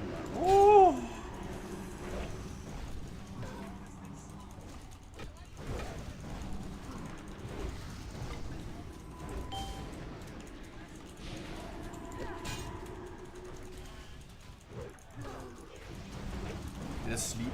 Hvad kan vi gøre ved det? Hvad er det snap det spil, der skal ud? Sleepen, det er jo bare den der... Er det ikke noget, man kan det spille? Nej, det er tentakel-fasen der jo. Nå, selvfølgelig. Hvor mange fucking... Hvor fanden er den der? Det er bare derude af. Ja, den spawner, når du har nakket en tent. For der er den helvede. rigtige tent. Ja, fuck. Ej, det er dem, han nok i kommer derud i den der kugle. Shit, det happens.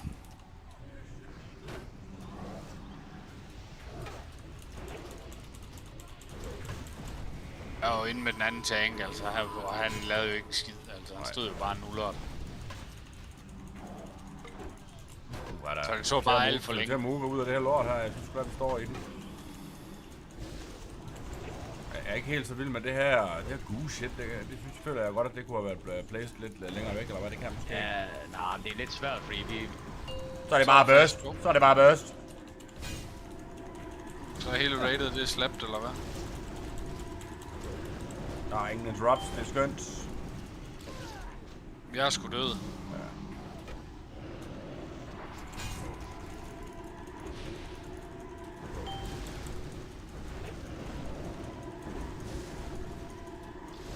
Skal der lave mere damage nu, eller hvad? Den, han skal burnes her.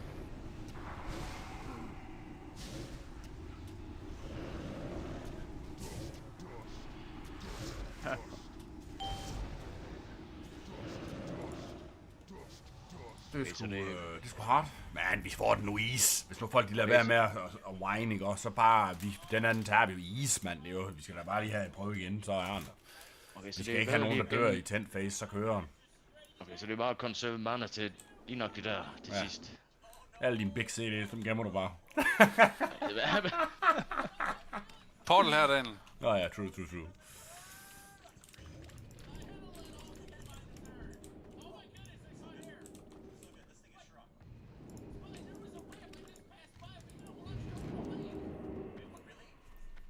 Shrine of Guild Health, eller hvad? Ja, det må være. Ja.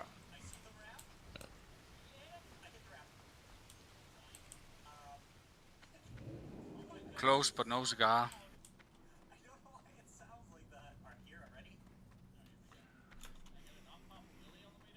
De har interrupt, ser det ud til shaman, eller tanken. I hvert fald ifølge det, han linker der.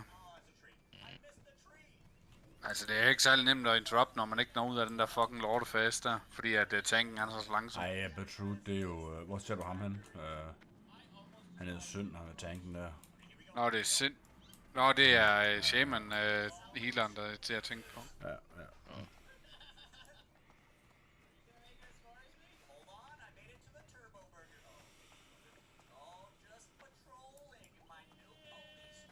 Det er lidt irriterende her i Classic, du ved, den er på global. Hvad den hedder? Ja, interrupt. Ja. Det er rigtigt, det er sgu nederen.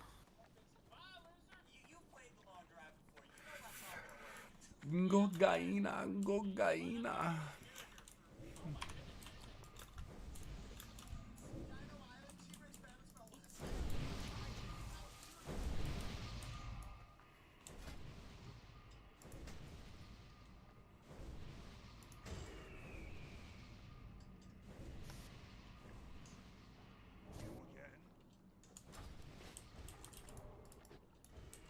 Ja, hvis man bare lige holder sig ud af det gode der, og overlever til det sidste der.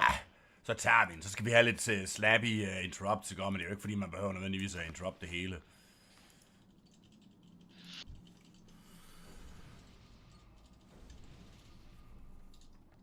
Det kan man jo heller ikke. Der er slet ikke i en puk, jo. Det er der heller ikke meningen. Der er ikke nogen, der sidder og call out i en puk, hvem der skal interrupt. Det nægter jeg simpelthen ro på. Nej.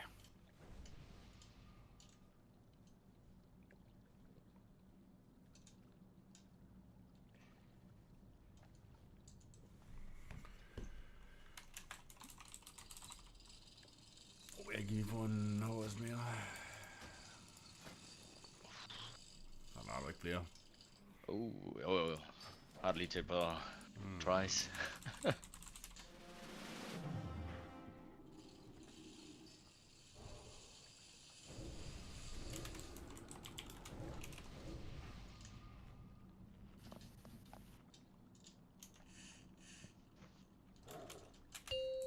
Four, 3, 2, 1.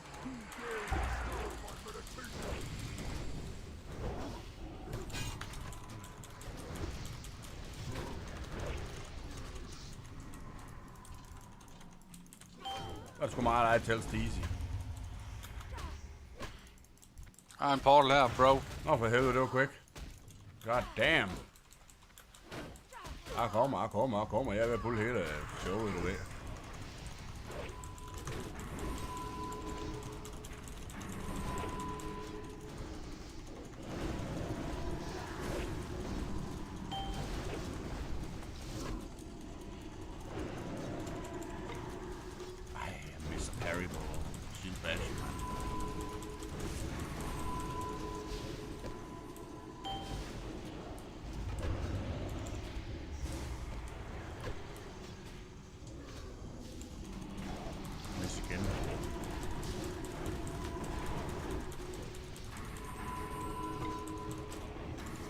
Nej, de er selv de gule.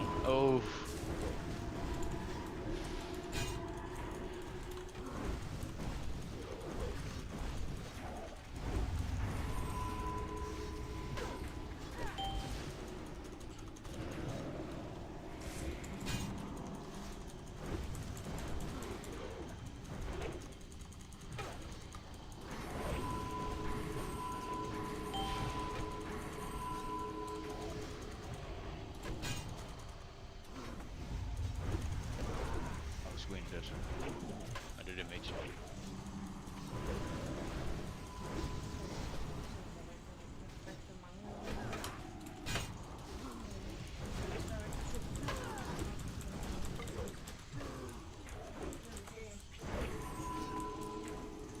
Er det nu?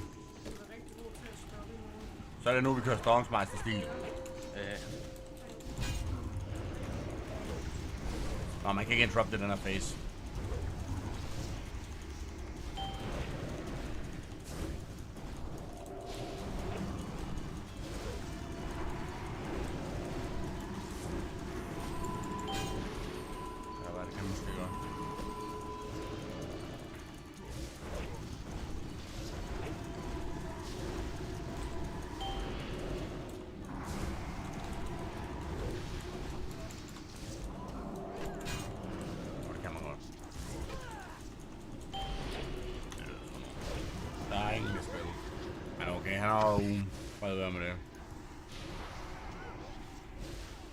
Næste try, så er han der sgu.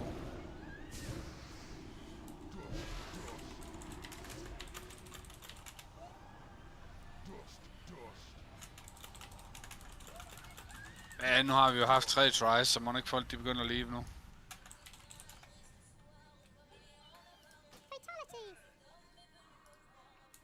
Det er sådan, det plejer at være, er det ikke?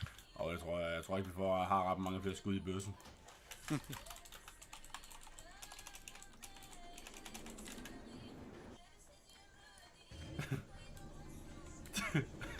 Vi skal have næste gang, så i stedet for... Vi skal bare have nogle interrupter og så videre, bro. Magen han er ikke... Hvad er det, han hedder? Feral, han sidder og whiner til mig nu, fordi jeg fik Magen, ikke? Han er for det første garbanzo damage, men han er ikke interrupted. Og det er også bare sådan lidt, altså det er bare ikke godt.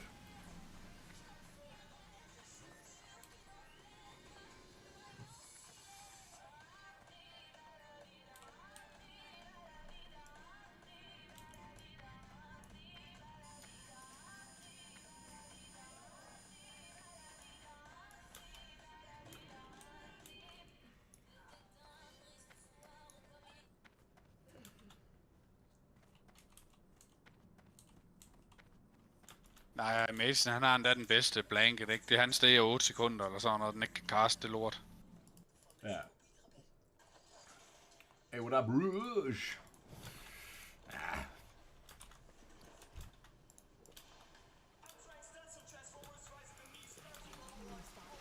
Det er Big Garbanzo. Big Garbanzo. Men det kan vist godt betale sig, så sådan en stodder som mig, han står og healer lidt i den der fase også. Ja, det tror jeg helt Yep, der er meget damage, men... Ja. Det er jo også fordi, man ikke får rigtig for... Altså havde man nu haft 5, der kunne interrupte, så man lige kørte den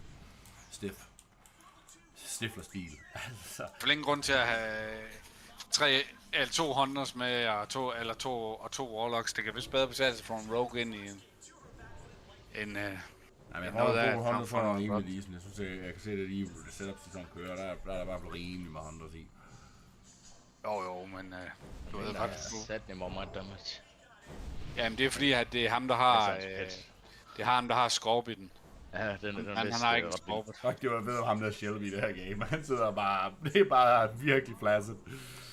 Jeg ved ikke, hvad de bør gøre, for jeg ser mange, der kører mange hunters, eller 2 hunters i hvert fald, så de må... Jamen, de kører med et andet pet, så han skal have et andet pet. Men det kunne jeg se i starten, at de ikke vidste, at de ikke stakkede det lort.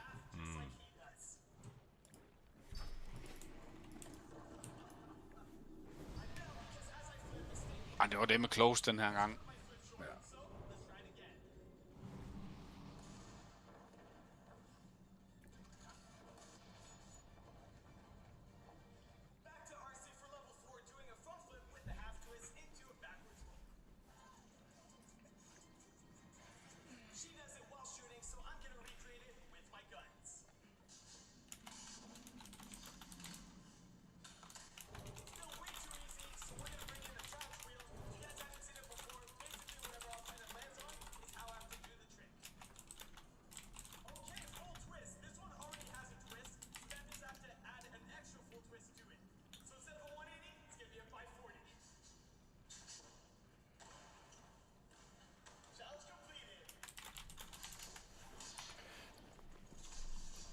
Er der godt nok også forskel på den her fight og så alle de andre, hva'? Jo, det er godt nok her, man møder modstand første gang. Han er godt nok next level kommenteret til de andre.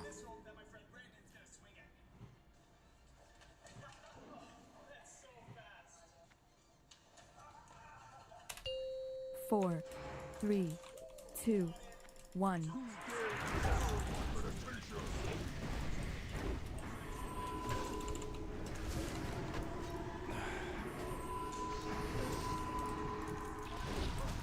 Jeg skal igen, bro. Det er lidt mere orden. Jeg følger lige med dig, du er åbenbart lucky man. Åbenbart. Det var sgu ikke den her gang.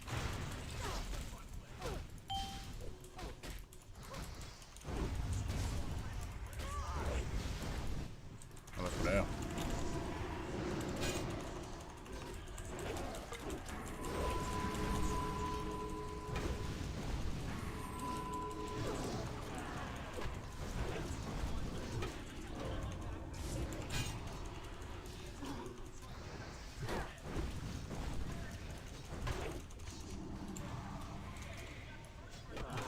Jeg tror, de siger, at det er Mind Blast, man skal interrupt, og ikke så meget den der Shadow Curvature.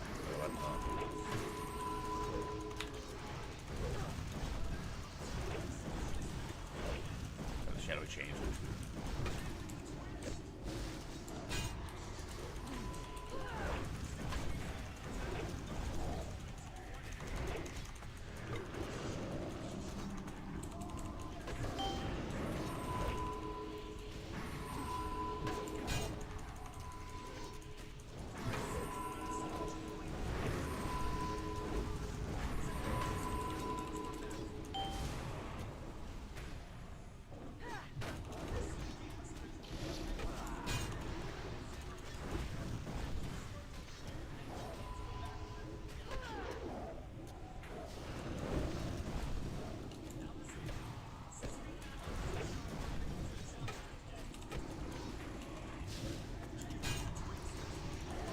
Så bros. Så er det nu Storms Meisters.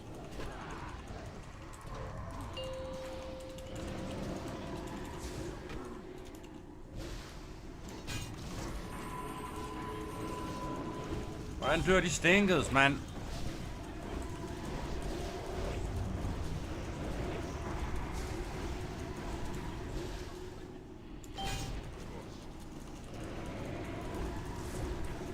Skudt stonk, så der er 2, der dør, ligesom vi kommer ind i fasen i hvert fald.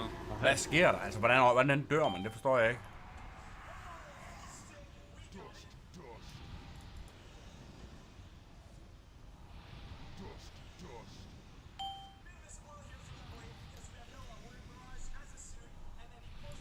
Jeg tænker, der sker, det er, at de to, vi var så uheldige, at healeren og magen, de kommer ned sammen i zonen. Det er det, jeg forestiller mig, der sker. Og så står man bare med big trash can mage, der ikke får produced noget som helst damage. Altså manden ligger på 27 eller 24 deeps. Det er virkelig uheldigt at komme afsted med sådan en mage. Og du kunne tro, der var 4 mages, der ville, og jeg synes, at jeg havde picked den right one. Og nu er han også til med offline, men det kan man sige, det har næsten været lidt det samme.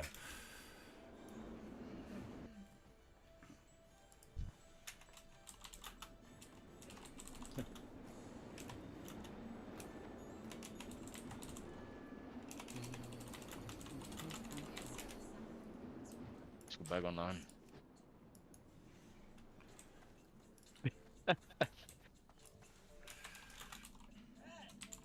Så er han bare smidt ud, eller hvad?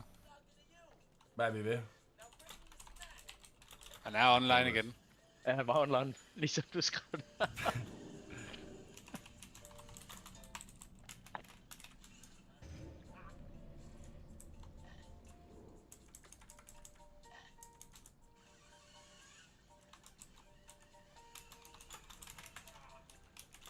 Er der noget andet match, vi kunne forestille os? Jamen altså, anything, tænker jeg.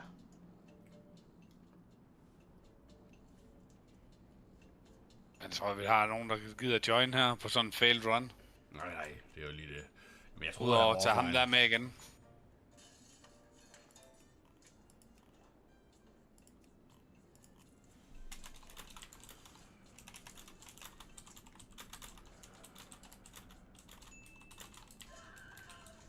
Ja, vi kan da prøve.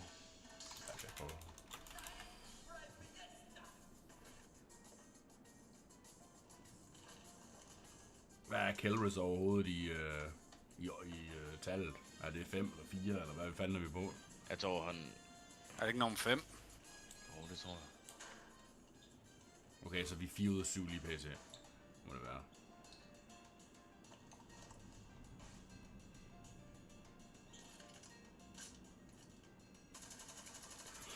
Jeg tror faktisk, han var offline, og så bare du ved, at pise den. Men ja. Så, hvis jeg havde vidst det, så havde jeg ikke kigget om, at han var ingen igen. Sønden han mener nu, at vi er 5 ud af 7. Det kan... Nå... Har vi nakket 5 bosser? Det har vi ikke. Jo, det har vi vel. Der er en druid mere, vi kører.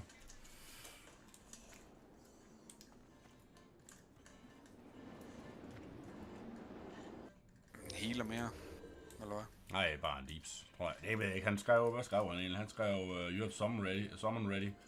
Så skrev jeg bare, ingen idé om, altså jeg har søgt efter en leaps, så jeg går stærkt ud fra, Det er næsten lige meget, om det er en deeps eller en healer her. Altså folk, de dør jo.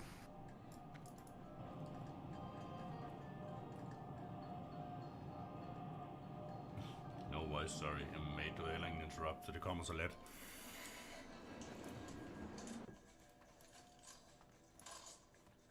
Vi skal lige have fundet nu af, hvor at ham der repair guyen, han er vist, han er her omkring Galli Hast et eller andet sted. Har jeg set. Og måske han er heroppe til nej, ikke venstre. Han har skudt ID i ham, når du skal skud og lukke igen. I have ID. Jamen.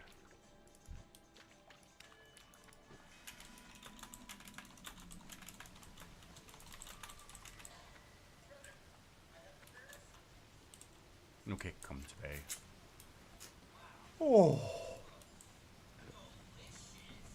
Ham der sind, han har en, der hedder Rooney.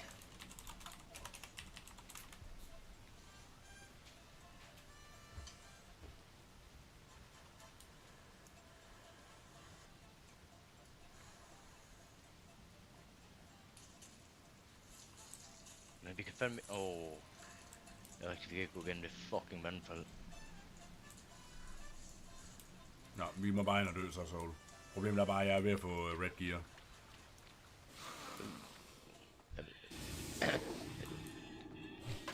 Du dør bare. De står 2 derude. Nå.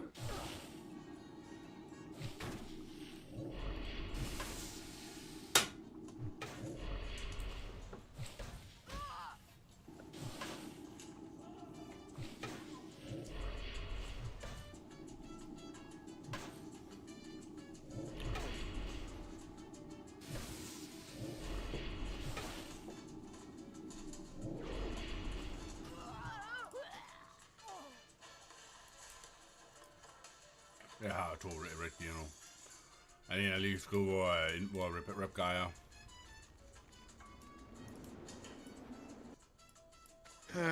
Ikke på, at der er en Rap Guy han. Det ved jeg har set den. Det er sådan en eller anden gul dwarf fra det der. Ellers så skal du bare HS, og så er det fundet sammen.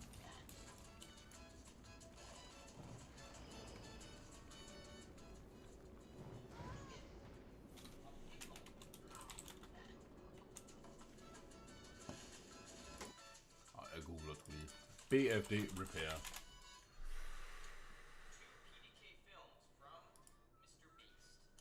Mr. Beast.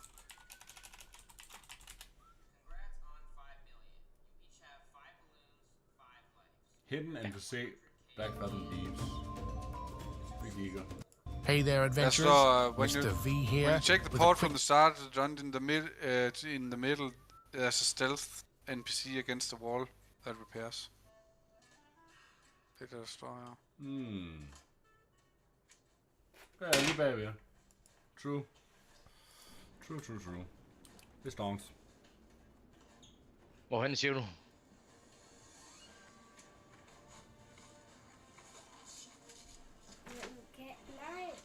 det er ikke noget. Er det ikke smør? Nej. Nå, hvad er det så, ven? Jeg sutter bare på mit ben. Nå, så er det lige noget smør, men det er... Nej, fint nok. Den er her nu, bros. Jeg kan mærke det.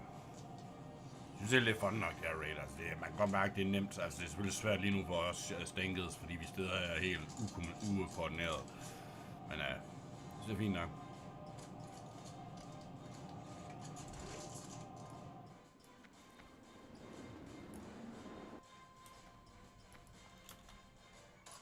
Jeg tror, til næste gang, der tror jeg, at jeg vil prøve at dabble ind i det der dual-wield tanking der, hvis det er, jeg skal tanke, fordi jeg tror, at det er bedre, at man har noget mere deeps med.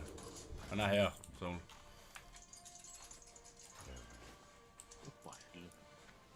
Alright. Det er Storms. Ja, nu siger Rooney nok, han også har... skal vi ved, og nu er vi gået ind.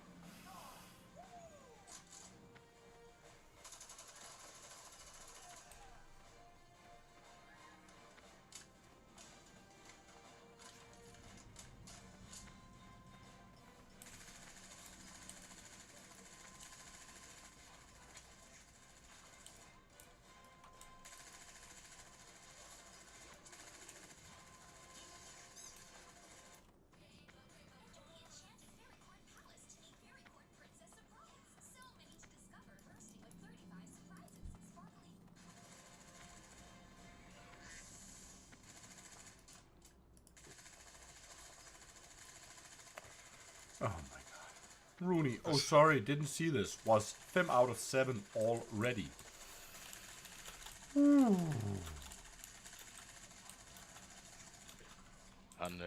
Han whispered det, det var.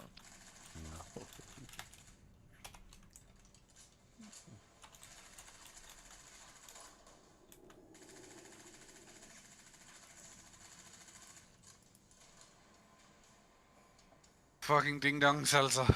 Jesus, mand.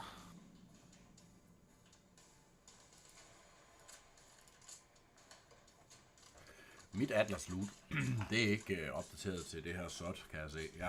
Jeg får jo ikke loot table fra noget som helst. Nej, det gør jeg heller ikke. Nej, heller ikke.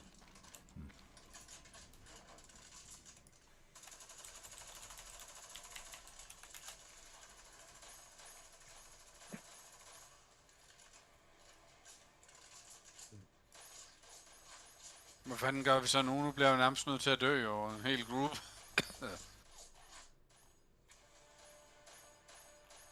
Og vi er 5 ud af 7.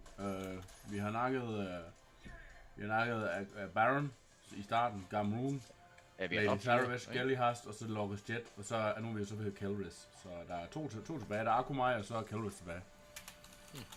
Det er rigtig Arne, du sagde jo, om vi ikke skulle nedenunder, og det er jo den der Baron, og det er jo faktisk den, vi starter med at nakke. Jo, men jeg synes bare, der var nogen, der snakkede noget om, man skulle et eller andet dernede under. Nå, YouTube, vi kører. Hvordan er det, kan man bare, hvis nu du er 5 ud af 7, kan du så joine 5 ud af 7 og group? Det tror jeg ikke. Der er en rogue her, den tager vi. Vi tager... Jeg tror, det er et locked ID lige så snart du er... Ja, det tror jeg også. Og Soul, han er bare tilfreds med, at han... Nu sidder han som eneste caster. Ja, mate, der dropper jo ingen loot, altså. For helvede. Bare vent. Nu dropper den der epic staff på den her boss her. Med 27 spell power, eller hvad fanden er. Og så går den til tank warlocken, bare vent. Der er bare den der tank warlock, der bare stinker.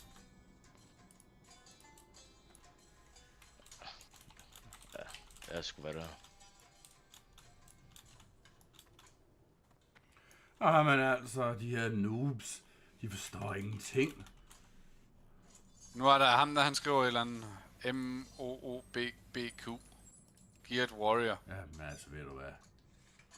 Men han er vel også locked, altså han fatter vel heller ikke en skid.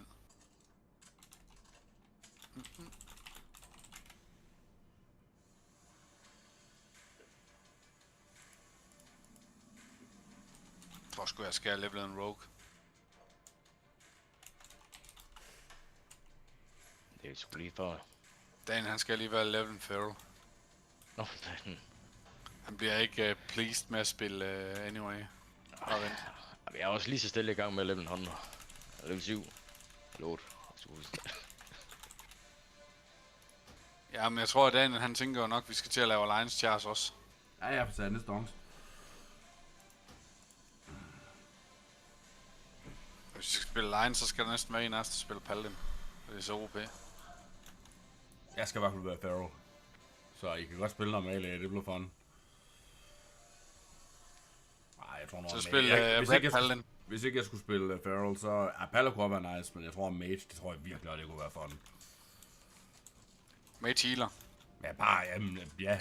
Any mage, vil jeg sige. Jeg synes virkelig, det ser ud som om, at det er fun her i SOT. Det er mere caster. Jeg tror, de gør sådan, at casters, de ender med at være strong as fuck. Jeg tror ikke, vi skal regne med, at Fury Warrior, de bare bliver toppen af poppen, ligesom det var i Classic. Der er jo caster staff for den her, bros. Big time caster staff. Oh my god. 26 damage med healing og spells. Damn. Og 14 spirit. Det er stonks. Så er du ikke ude og samle også, eller hvad, Daniel? Nej. Det er jeg godt nok ikke. Du kan ikke gå tilbage, når først du er portet ud. Skal jeg bare hoppe ned og dø så, eller hvad? Jamen, så skal jeg lige godt igen, men det er bare at tage på. Jamen, det gør jeg. Jeg hopper ned og dø. Nej, jeg kan godt hoppe i vandet og dø her.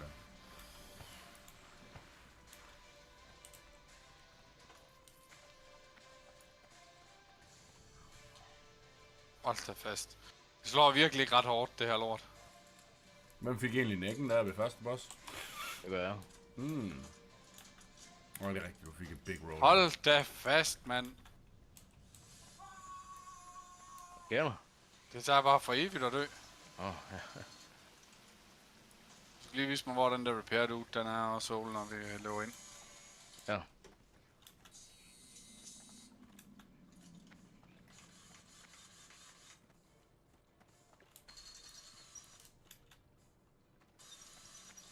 Jeg tror, Rogue det er ret strong til det her. Sådan, der virker meget heavy deeps on demand.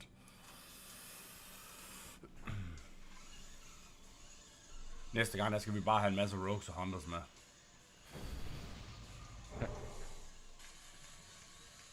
Det tror jeg gerne.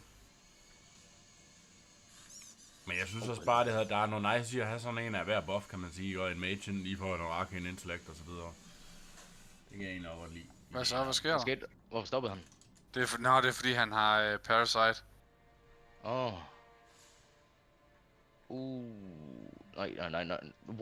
Han bruger hans shots. Hvad gør han? Det ved sgu ikke. Måske vi nåede sammen. Det tror jeg. Der er ikke rigtig noget, der sådan lige fortæller her i... Nej, men de har en summon pending. Ja, lige præcis.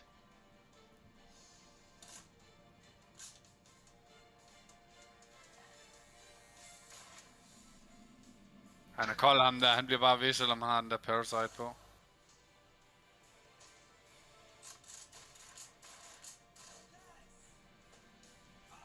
Så må jeg skulle køre den. Fuck it.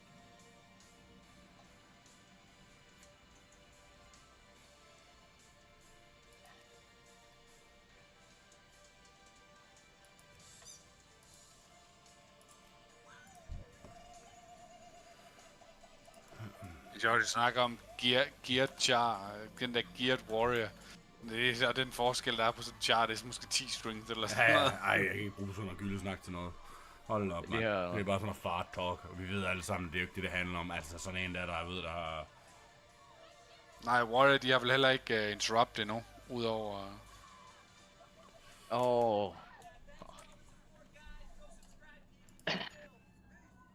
Er det for reals det her efterhånden? Nu er jeg gået på den anden side. Ja.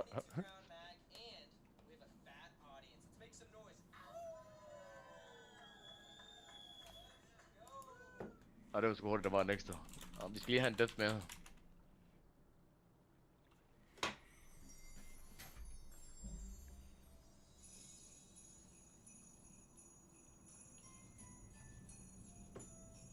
Han fatter, at han skriver, han har 7/7 XP. Jeg skriver, we're at Caloris. Han skriver, yes. Nu kan den ikke gå galt. Det var godt nok en Warlock. Det var bestemt ikke noget, jeg havde ønsket. Er I to derude, eller hvad allerede? Så. Der er fyldt med alliance derude. Jamen, er der sind stadigvæk derude? Jeg kunne ikke se ham. Ja, han er her. Jamen, Druiden han kommer ud, ser det ud til.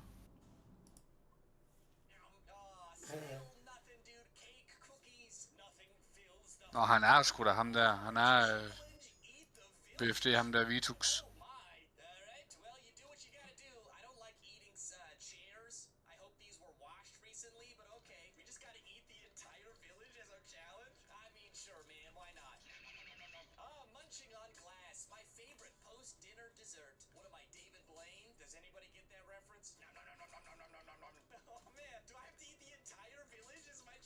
Altså det er fedt nok, der ikke rigtig er et meta endnu i forhold til, hvad man skal spille. Ja. Men det skal nok komme i løbet af no time, at folk de har alle mulige meta kan setup, så man skal class stack en eller anden lord class og jeg ved ikke hvad.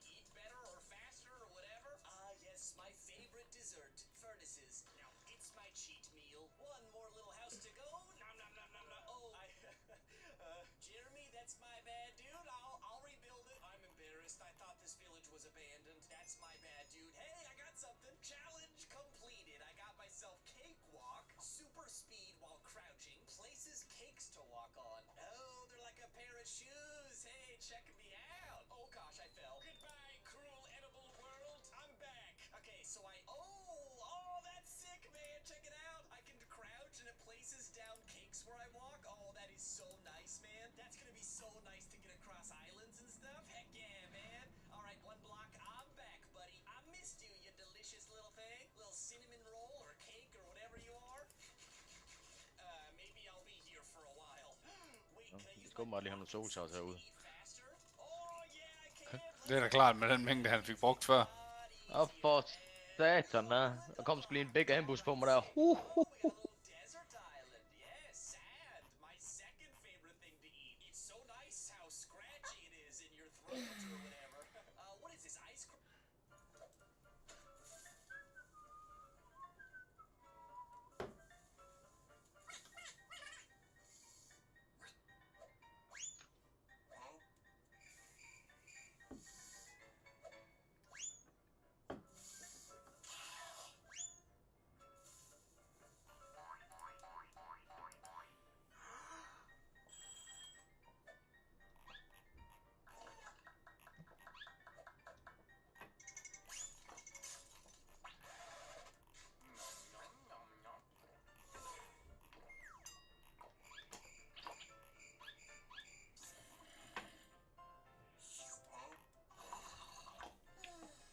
De står stadigvæk ude. Jeg kommer nemlig ikke til at rulle med en Warlock tank igen. Det kan jeg mærke. Jeg vil ikke godt være ham med, han bare shit, men jeg synes ikke, det er noget særligt. Jeg synes, jeg har svært at se, hvad han bringer til the table, altså, udover bare at være her. Vi kunne lige så godt, vi kunne have haft en hvilket som helst. Jamen det er det, jeg mener. Altså, der er jo ikke noget, hvorfor? At vi kunne lige så godt have haft en warrior mere, så havde vi 2, der kunne battle til afdel, og så var jeg fri. Altså, han bringer jo intet. Altså, en soulstone. True. True.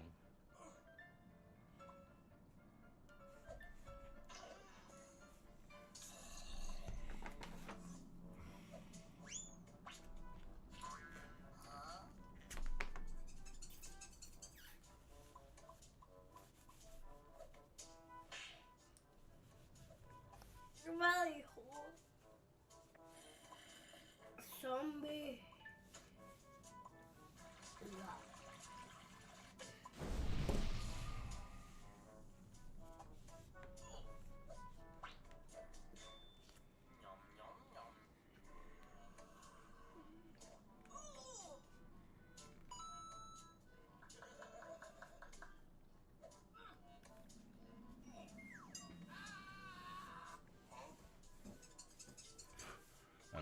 Han er FK sådan nogle af ham, eller hvordan skal det her? Jeg tror...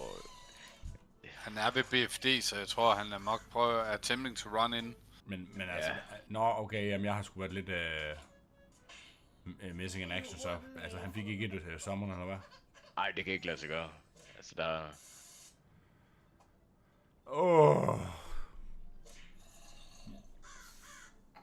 Det er fedt at spille på PP-server. Jamen, man skal jo bare spille på en younger server. Vi har så bare valgt weak side, må vi have gjort. Hvor ser man ratio? Så... De har jo jo lavet mega fucking, du ved, balance, det er jo satan det kan jo ikke gå off, like 55-45 eller sådan noget. Nå. Hvad skrev han sgu? Han var saved, og han troede så åbenbart, at man bare kunne...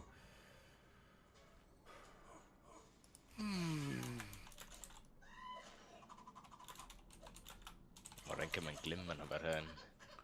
Ja. Nu er der en, der har en roger. Ham der Suleimani.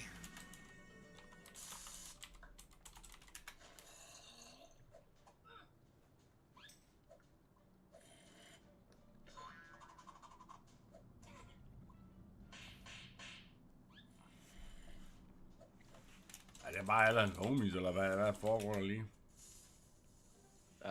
Der er sgu noget summoning going derude, tror jeg. Han er også i action vel, ham der, så det kunne være, at...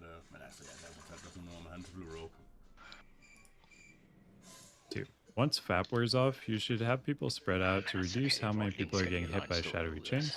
The tank and melee can either form a 3 or 4 point spread. The boss will have a pretty big hitbox at this point, so make sure to use that. Allies can also look to use Blessing of Freedom to remove shadowy chains. Pump as much.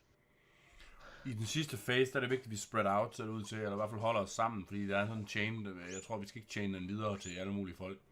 Okay, så spread out. Ja, sådan lige måske holde sig med en. I hvert fald Emilis, de skal så stå brains og tanken, kunne jeg se. Ja, der er i hvert fald stor hitbox, men nej. Ja, jeg ved ikke, jamen det stod der, man skulle, fordi, hvad hedder det, det er et eller andet, der kommer en eller anden ting, der pulser på dig, eller sådan noget lort. Damage as you can here. This phase is all about killing him before your healers get overwhelmed. Once you've killed Kelris, you'll need to click the small fires of Akumai bowls on the 4 corners around the statue in the middle of the room. Ads will spawn each time you click one, so you'll generally want to space out clicking them, but a good group could do most or all of them at once. Once all 4 fires are lit, the door will open and you will fight some turtles. Now you've reached the final boss, Akumai. Phase 1 will last until 50%. During this phase, you'll use 3 abilities. The first is Hateful Bite, which does damage to the highest threat in melee range that isn't the main tank. So the off-tank should make sure they're second highest on threat. If needed, the OT can taunt and then have the MT taunt back to get to second highest. Akumai will also use Corrosive Bite, which will apply a stacking damage over time debuff called Corrosion. You'll see 4 stationary water elementals around the room.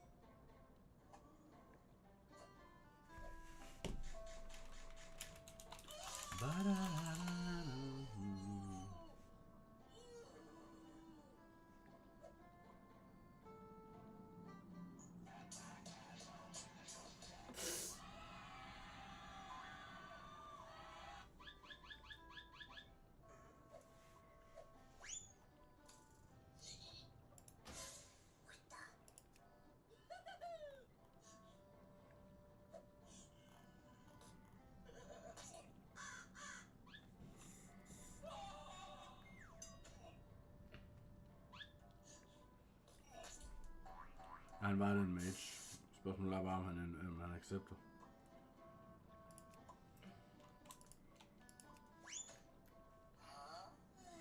Og han har stadig en ID, siger han.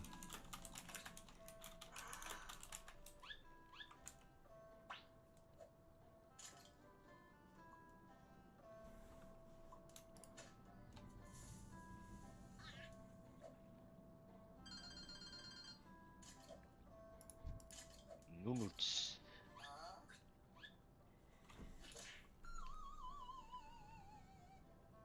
Okay.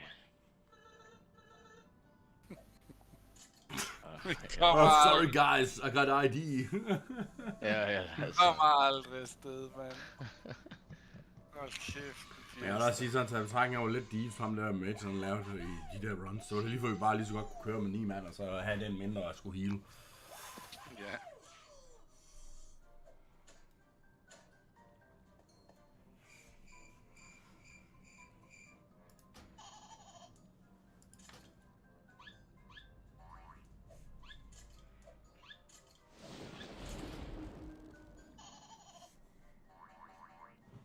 Så må vi se. Han har fået sammen, så må vi se, om han kan komme ind. Han er sgu med ind. Vi kører. Det er stonks.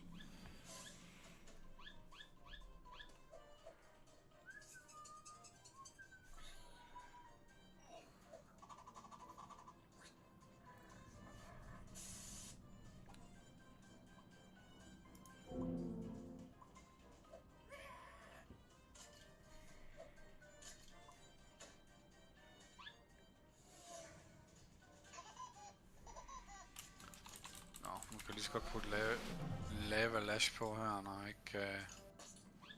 ikke kan bruge flame shock, fordi jeg skal interrupt.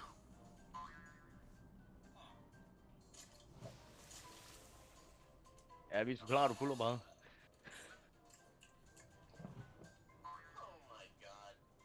Eller de prøver at tjekke, om jeg Ja, det er fordi det popper, så popper på nogen i hvert fald. Der er lyset, hvis nogen ude på YouTube, så lyser. Ja. Eller? Ja, så lige præcis, bare for lige, hvis folk de lige, så kan de... Nå, okay, ja, proceslinjen. Ja, proceslinjen, så står der en blinker.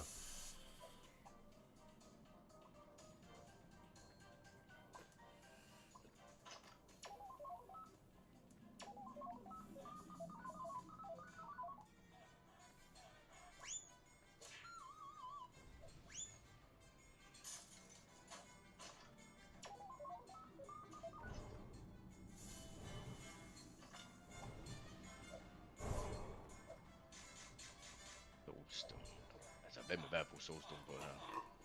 Jeg er sgu ikke særligt til sådan noget fis. Priesten. Hvis han dør, så er vi dem fucked. Okay. Ja, det er rigtigt. Og plus, så hvis han dør, så kan han jo rest op igen, for så har man vel lidt mana og så videre, har man ikke, eller hvad? Ja, så har man lidt mana og... Nå, hvad siger de her stankers her?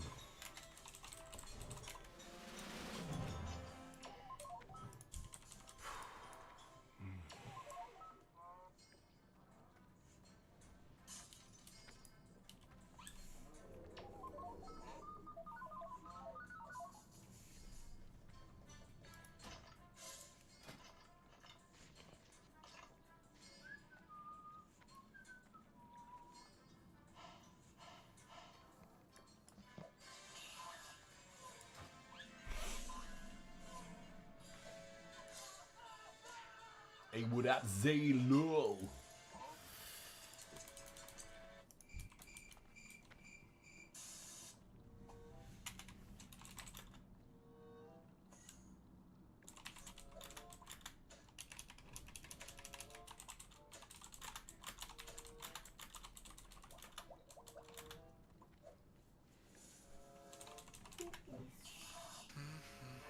Du tager bare den første, bro. Fordi jeg er som regel i gang med noget globals. Okay. Ja. Men bare den første Mind Blast, eller hvad? Ja, lige præcis. Altså, når gamet det kører videre, så er den der rotation, den går fuldstændig i sync.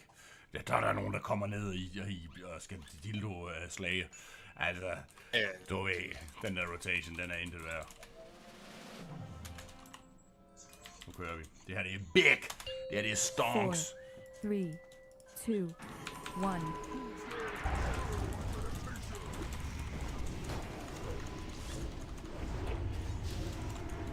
Den kører bare videre. Jamen, jeg missede. Nu er jeg akro igen. Ja, jamen, jeg er nede på orden sammen med Big Dick Rope.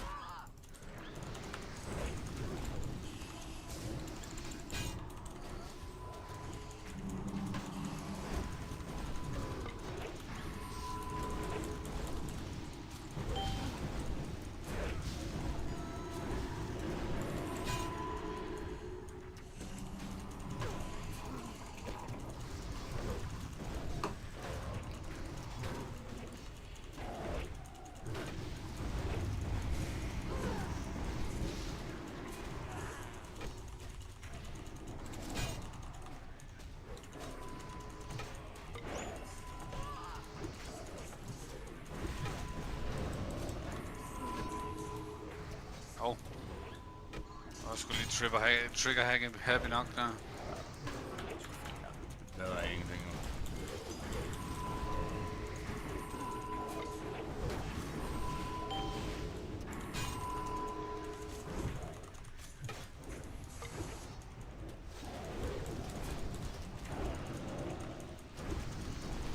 Så for helvede, guys. Så er det nu.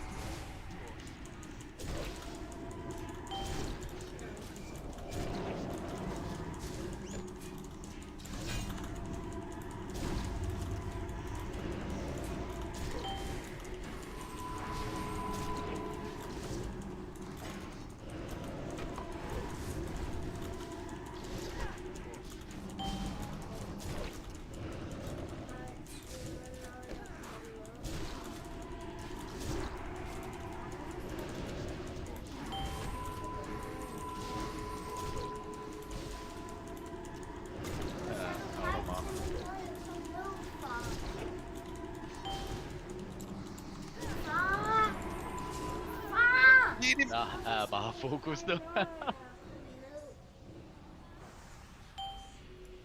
Det var ærgerligt, den der Druid, han dør, mand. Så mangler vi bare big VF. No way. No way. Hvordan dør Druiden så hurtigt lige pludselig? Det er bare uheldigt, mand. Det er bare alt DPS, vi mangler der lige med VF'en. Og jeg står endda og execute spammer. Det er jo en dum idé, fordi jeg bruger al mit rage på sig, og så har jeg ingenting til at interrupt det sidste phase. Det var lidt et bad call, tror jeg. Det tror jeg skal lade være med.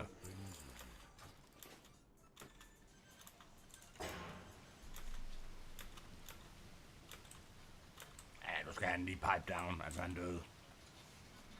Og det var ham, det var vildt. Hans skyld, at vi ikke fik den der. Det er ikke noget med interrupt at gøre. Selvfølgelig kunne det have hjulpet, men det er jo vildt, fordi at Druiden dør.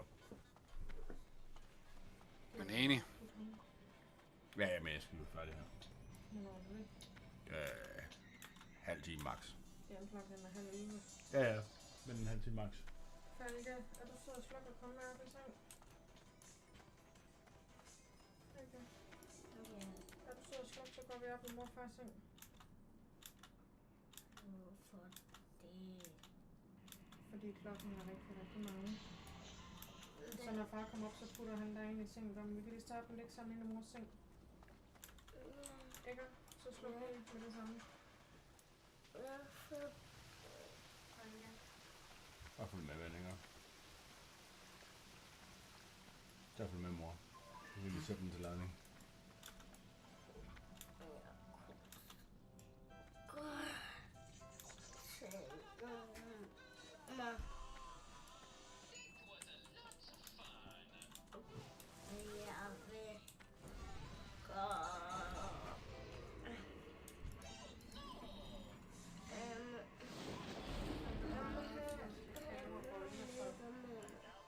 Hvad vil du gerne have? Hvad kan du have spist 2 is, og du har fået et stort laske? Ja, Nå, du kommer med mor op. Mor, hun ligger med dig. Du ligger inde i brors seng. Kom så. Ja, så følg med mor nu. Den går op nu.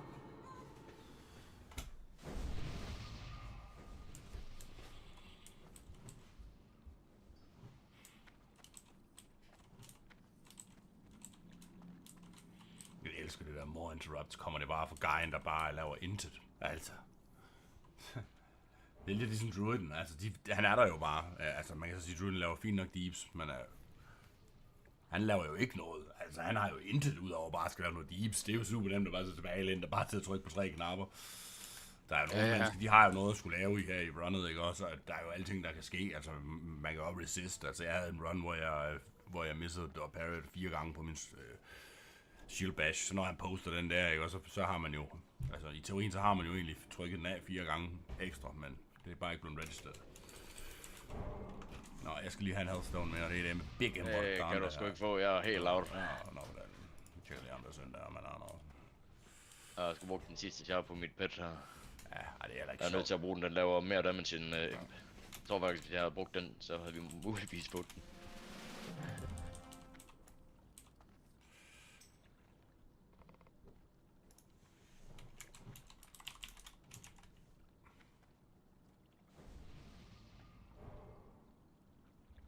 Det må tage nogle mana potions med til det her. Ja, næste gang skal vi jo bare have noget. Nej, så jeg kan sige, at vi skal bruge flere 100 G. Men der har vi selvfølgelig heller ikke flere 100 G. You know what I mean? Jeg er nede i det. Jeg er akro igen. Åbenbart.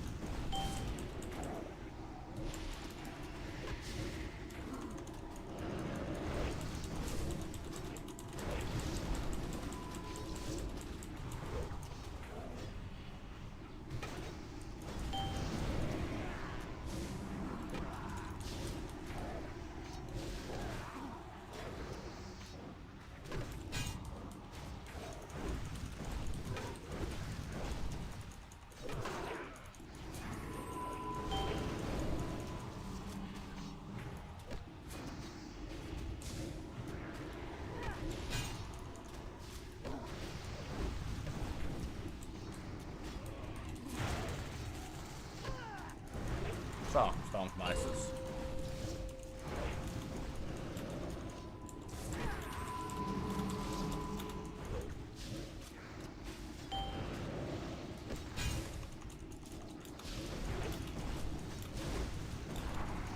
Bare husk på pots, bros.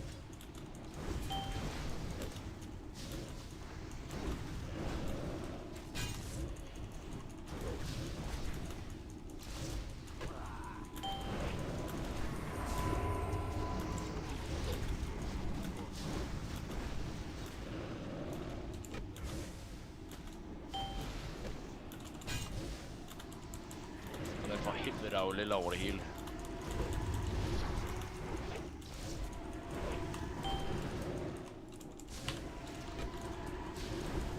Det var dårligt at try en sidst.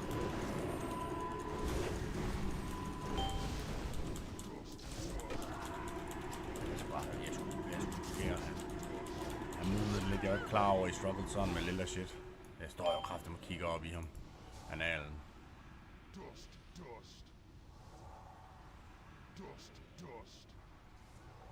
Det bliver da værre og værre med de der interrupts der.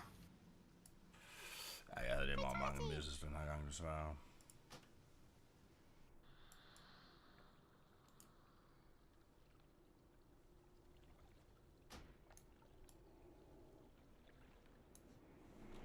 Nej.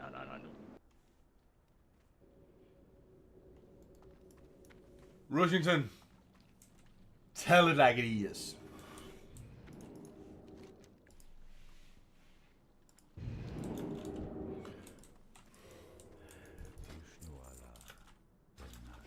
Satan, det kostede så meget GPS til sidst. Der var lidt over det hele, hvor jeg var. Bare call, hvis der du føler, at vi skal move et eller andet, for jeg altså... Ja, det er sgu... Jeg kan sgu ikke sådan rigtig lige se.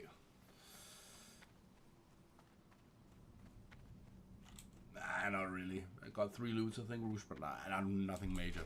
Brace is pretty good. But, crossbow, alright. This fist pretty shitty, I guess.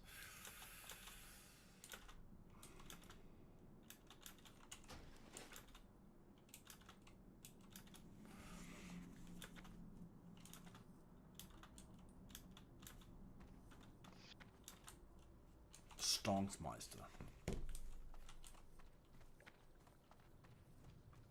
Jeg har last stand til den her gang, så...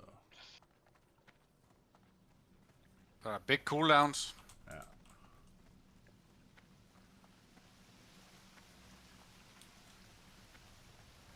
Gogaina.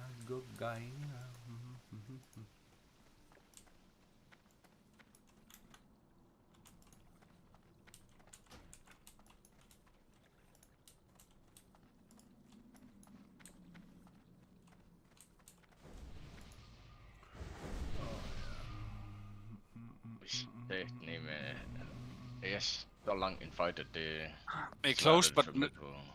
Close but no cigar. Den er så langt en fight, det er bare ikke til at konserve mana. Hvad spiller du? Spiller du det der, hvad hedder det, Incinerate, eller hvad? Ej, for satan. Eller jo, jeg har Incinerate, men altså, jeg bruger det ikke. Jo, jeg bruger det lidt her til sidst, men jeg føler sgu, det er lidt waste af mana. Det er bedre dot. Jeg ved det ikke.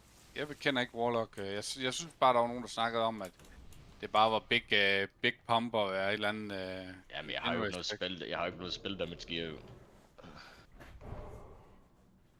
Så jeg har ikke lige noget til at øge det pump. Vi skal åbenbart sørge for,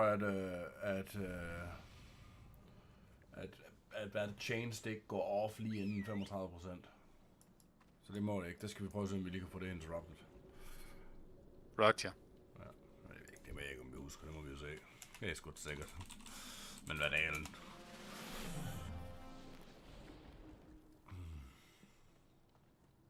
Han bliver ved med at trykke not ready. Altså, det er okay, du ikke er ready. Så lad være med at trykke noget. Drik op, buff, og så når du er ready, så trykker du ready. Så ved jeg, at vi er lidt ready. Nu står jeg og skal lave et ready check igen. Fordi han skriver jo ikke, I'm ready now.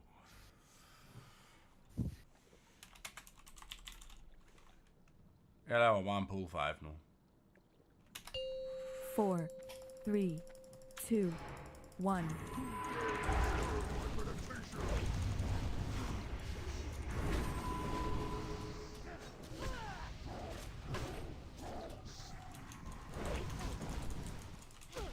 Jeg er nede i dildoen.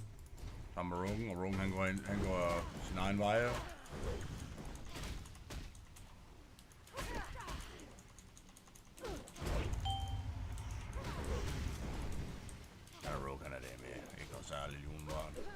Ja, den er fucking lortet tank, dem heller ikke. Hvorfor skal det resist? Han skrev at han har mega big single target damage. Den resistede min hånd 2 gange. Eller han skrev at han har mega big single target threat. Skrev han til mig. I så fald så trykker han ikke hans taster. Det kan jo selvfølgelig også min horn resister for 3. gang. Dammit.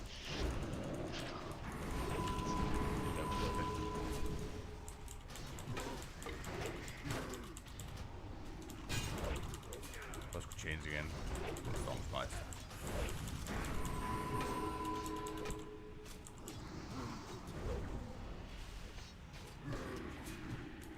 Kan der blive holdt til en balls out på et tidspunkt, bra?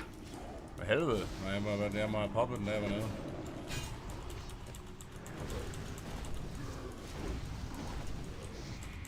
Jeg tænker bare, at vi skal bruge al den hjælp, vi kan få. Ja, jeg havde sgu poppet den, men jeg må have været nede i La La Land, som man siger. Nu står jeg og ser sådan. I La La Land. Ja, det må. Hvor skal vi da med? I know, change going off.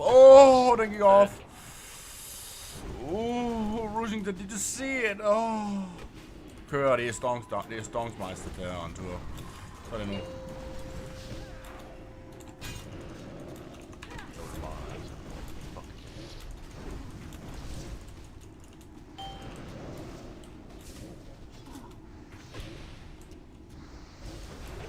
Præcis.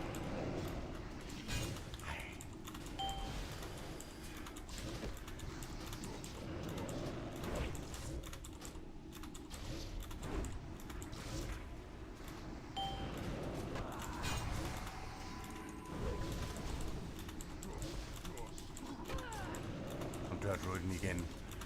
Du kan ikke heale sig selv, mand.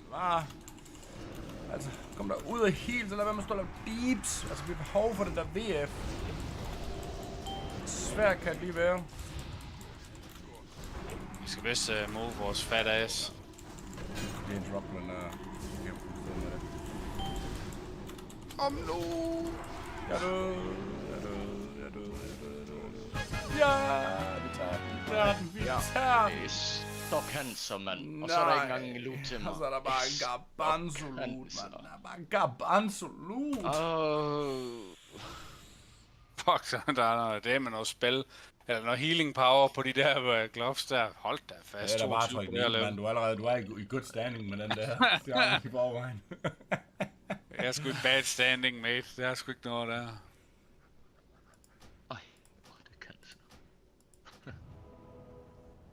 Hvad så den næste? Har den fat loot? And standing near these will slowly remove your corrosion stack. Corrosive tank 3 abilities. The first is hateful 3 abilities. The first is hateful bite, which does damage to the highest threat in melee range that isn't the main tank. So the off tank should make sure they're second highest on threat. If needed, the OT can taunt and then have the MT taunt back to get to second highest.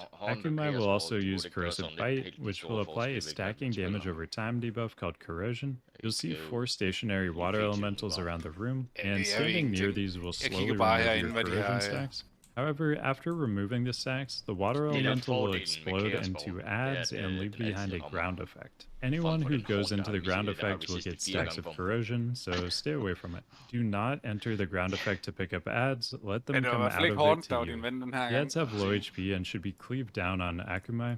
They do nature damage melees, so armor is not important for them. Man tror alt det er hans loot. Lige snart der er inde på, så tror han det er hans.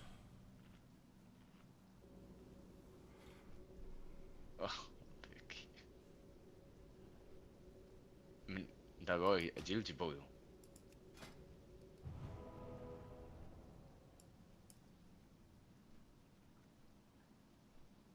Jeg tager betragtning, han render rundt med Axis, altså jeg ved ikke, han spiller sgu da, altså jeg ved ikke, hvad hans problem det er.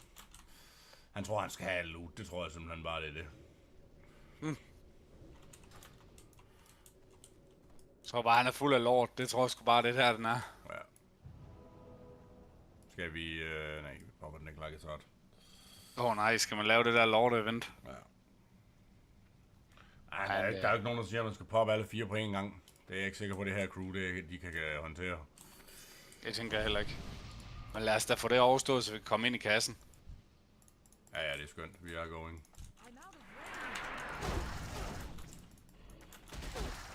Jeg skal lige have... Jeg kan bare gå ind og sole her. Nej, ikke Chris. Ja.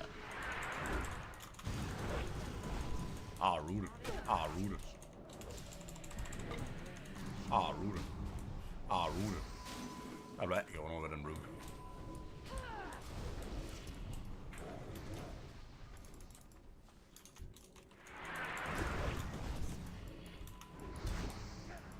Astonero. Astonero.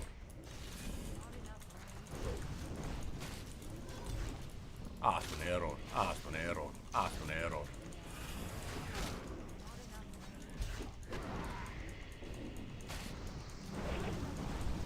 Hvad skal du få en Drain Soul på dem? Okay, jeg kan ikke Drain Soul på dem her, okay. Drain Soul.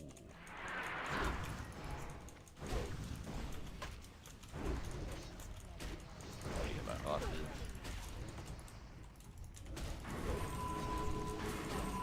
Føler du dig snydt? Ja.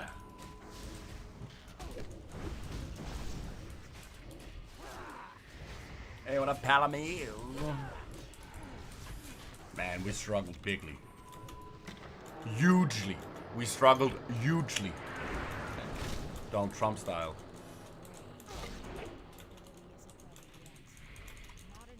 Jeg rammer ikke en løg på dem her, mand.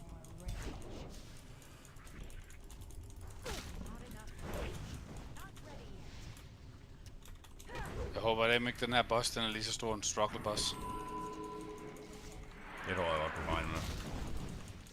Det kræver en god off-tank, så det må vi sige, at det er missing goods i den her group.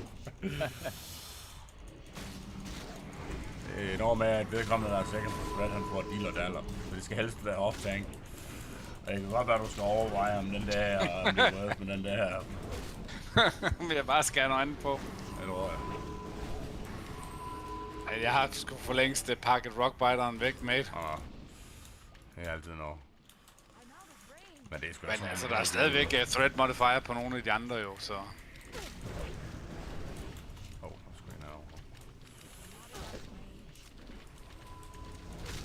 Det er noget med, at han har en eller anden kogende billede, som man ikke skal stå i. Tror jeg. Ja.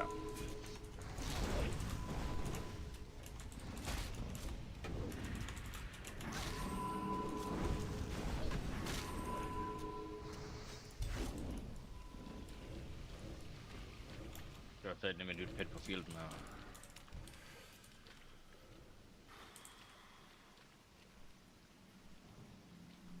Har vi fået nogle stones?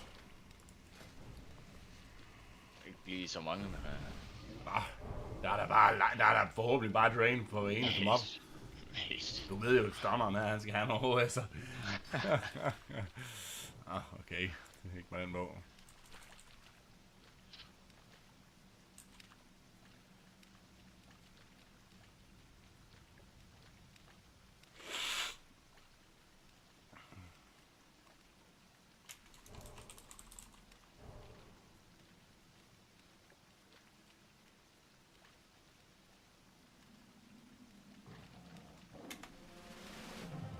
Det er noget med en eller anden debuff, du skal clear på de der elementals eller sådan noget de.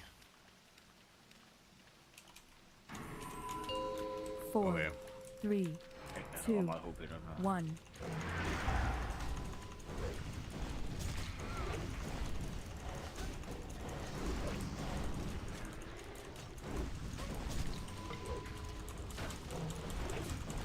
Så er det noget med, at de spawner nogle ads, der skal have. Hvor er man? Det er herinde. Ja, de der cleansing. Og den der breath, den skal man så ud af. Nu kommer der ads. Nu kommer der ads. Nu kommer der ads.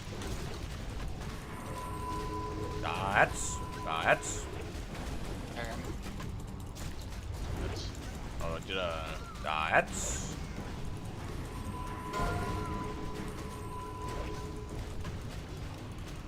Der er ads. Jeg arbejder på det. Okay.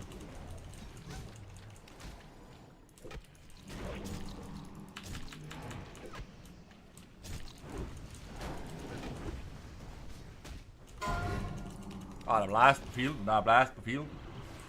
Nu kommer der et. Den picker jeg op. Der kom kun 2 den her gang. Det er stonks. Jeg kan fortælle optagen, han tager ingenting. Nu tror han, du skal nok af på mig for mig. Hvor er den? Hvor er... Er der ikke flere, vi kan clear ved? Det ser ikke sådan ud. Nå. Det kan godt være, at man skulle have ventet til 3 stacks, så det kan være, at jeg skal lade ham tage den nu.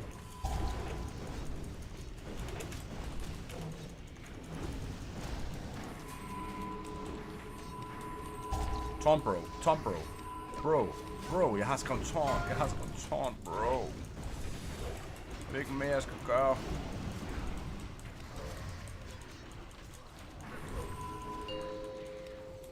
Nu kan vi clear. Vi kører.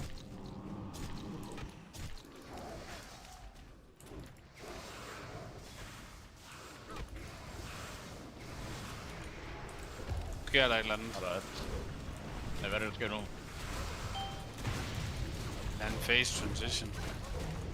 Hold da op, alle de ads. Nogen der æder med ads. Ja. Jeg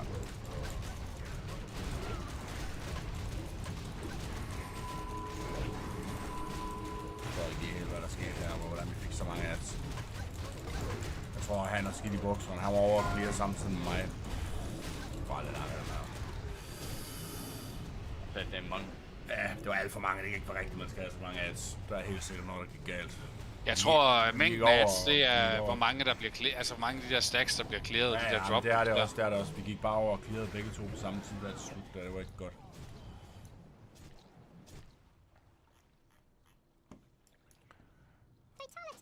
Men jeg ved ikke.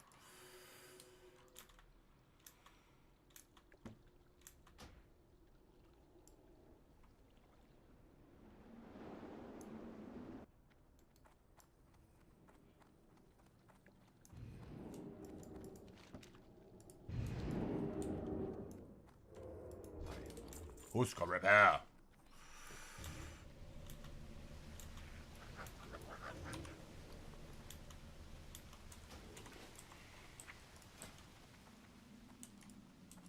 Skulle lige være lidt mere forberedt næste gang, tror jeg, med consumes og sådan noget. Så skulle jeg fint. Ja, definitely. Det er meget ærgerligt, at vi lige mister Big Dick TB buff lige inden raid start. Det tror jeg nok, det gør mig. Vi skal have de der... Vi skal have dem der, så vi kan tage buffen og så smide den i den der bandit. Den der Chrono Beacon, så man ikke mister den. Ja.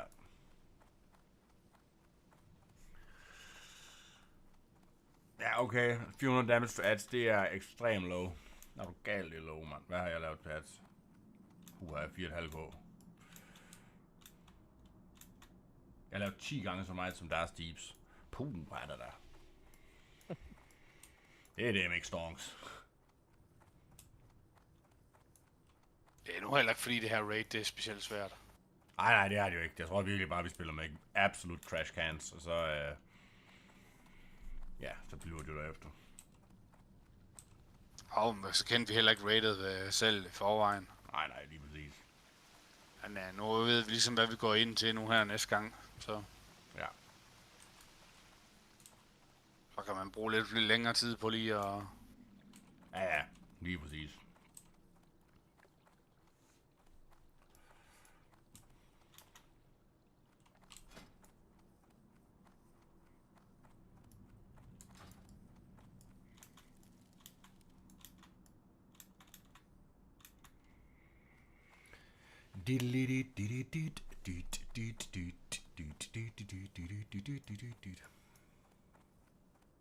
Forstår nu bare heller ikke, altså ja, vi clearer begge to, eller whatever, men jeg synes også, der kom ads andre steder fra, det forstår jeg ikke lige helt.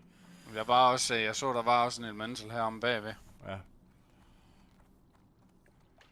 Men der er åbenbart også en taktik, hvor man bare lader den der debuff stack op på tanken, og så dør han, og så burner man bare bossen i stedet for.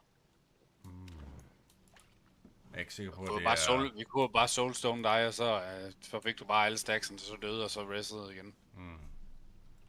Jeg ved ikke, om det er en taktik, eller om det bare er lort. Den kan godt tauntes, ikke? Jo.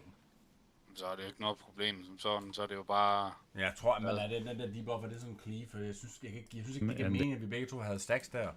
Der hvor vi clearer, altså det er jo vildt ham. Og så er der sat en bult der. Nå, vi er kørt. Vi er kørt. Der er en dag en, der har en snapjaw med her from the back.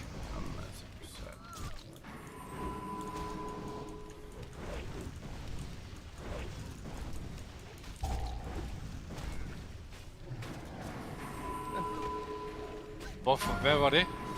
Det var Warlock, der vender bullet.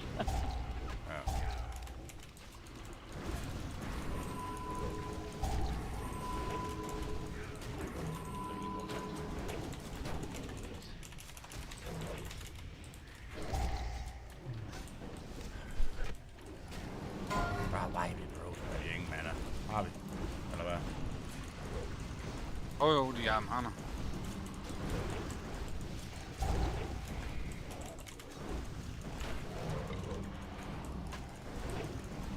Du bliver nødt til at clear it up lige om lidt. Ja, men det står jo rent. Det står jo virkelig rent. Jeg ved ikke, hvem der clearer derovre, altså. Jamen det var en Hunter, der clearede alt det lort der. Ja. Det er jo fordi, de tager den der breath, det skal de jo ikke gøre. De skal ikke tage breathen, mand. Det er over. Don't get hit.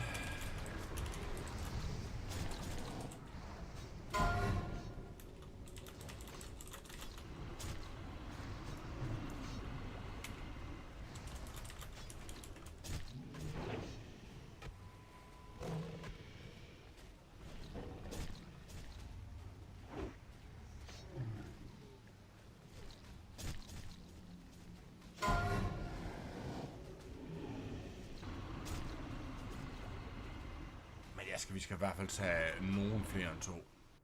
Vi tager 4 stacks, tror jeg. Så kommer der selvfølgelig det flere ads. Ja, men du behøver selvfølgelig ikke at clear alle stacksene af en omgang, gør du? Det ser ud som om den tager en af gangen, eller sådan et eller andet. Ja, det gør den godt, men... Ja, det gør nok, men det er bare... Så, altså, ja, det er i orden. Men så er man jo bare, at du tager konstant damage hele tiden. Men altså, ja. Og den tigger 50, kan jeg se på stack. Ja, det ved jeg ikke. Det kan jo bare være, at man bare skal clear 4 stacks, og så nak 4 hits. Ja, altså, de burde jo ikke være det problem, som det viser. Det kræver jo, at bare folk de slår på de der lorte hits. Altså, hvis folk de rent faktisk slår på de der hits, så er de jo easy døde. Altså, det er jo kun meningen, det er jo kun meningen, det er tanken, der skal få de der stacks der. Det er jo ikke andre, der skal få stacks der.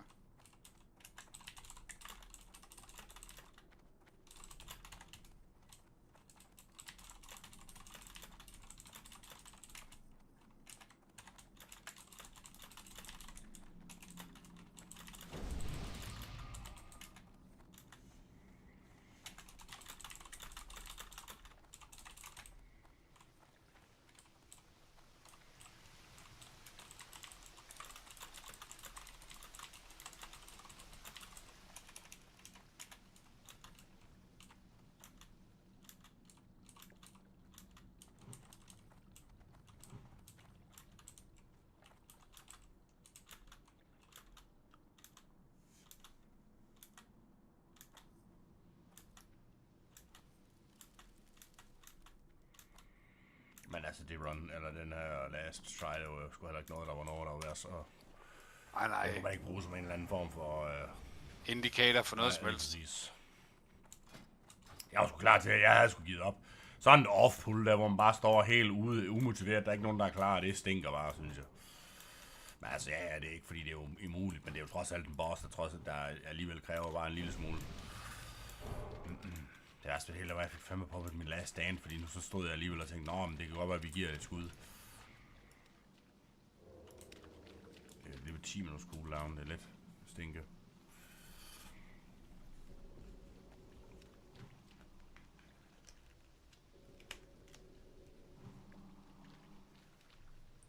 Altså, folk, de skal jo flytte sig ud af den der fucking breath, altså.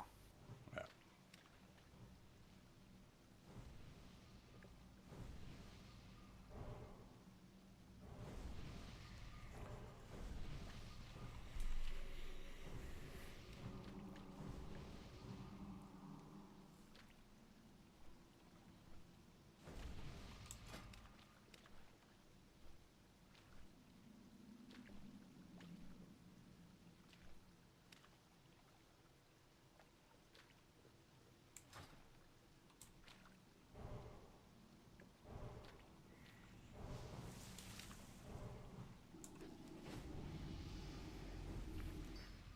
Men han står jo del meget Thorns og hele rated den her druid, så tror jeg, det er fælden, han er altid den sidste, der er klar.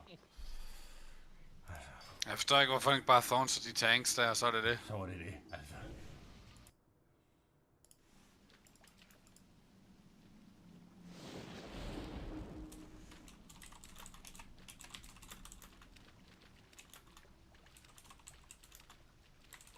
Det ser ud som om, at i fase 2, der er det nogle andre ads. Jeg ved ikke, om de gør noget andet. Det er de der Voidwalker ads der. Hateful taunt and then have the empty taunt back to get to second highest. Akumai will also use Corrosive Bite, which will apply a stacking damage over time debuff called Corrosion. You'll see 4 stationary water elementals around the room, and standing near these will slowly remove your corrosion stacks. However, after removing the stacks, the water elemental will explode into adds and leave behind a ground effect. Anyone who goes into the ground effect will get stacks of corrosion, so stay away from it. Do not enter the ground effect to pick up adds, let them come out of it to you. The adds have low HP and should be cleaved down on Akumai.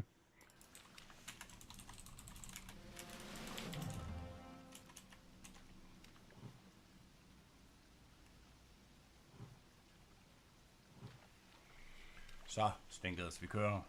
Det er selvfølgelig druiden, vi venter på. Hvem ellers? Ja.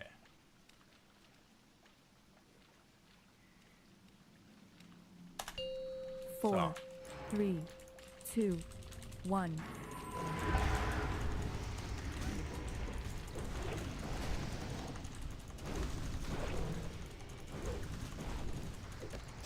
Vi kan lige vente sammen, vi fik 6 alle sammen, det var nice. Men han forstår det ikke, bro.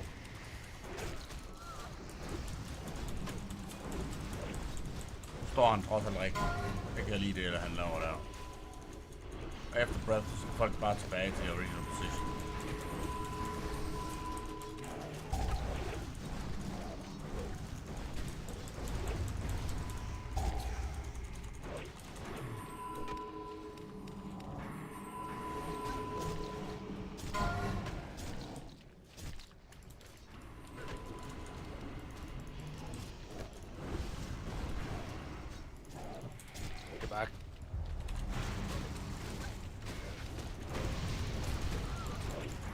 For satan, så er det bare go time på de her ads, mand.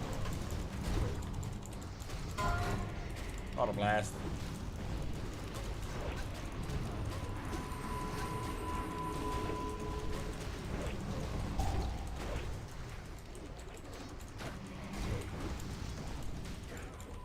Ja, det er så de her sådan her. Det slider lige over til...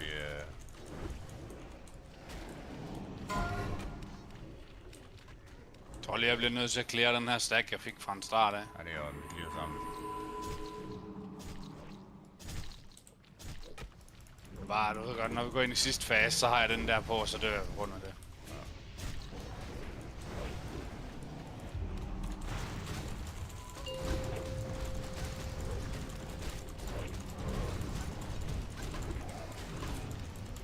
Så vi er alle med at pikke dem der op. Jeg kan ikke rigtig løbe derhen her. Tank er skidt der.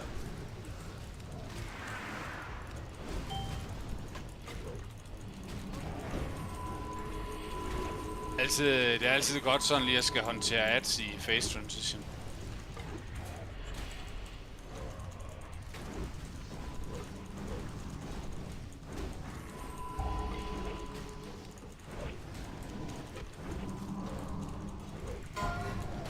Og der Void Blast.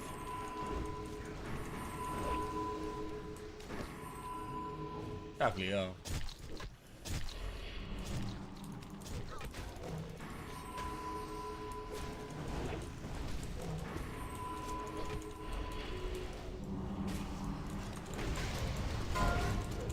Der er big ad. Og der er det eller nemme breath. Der er big ad.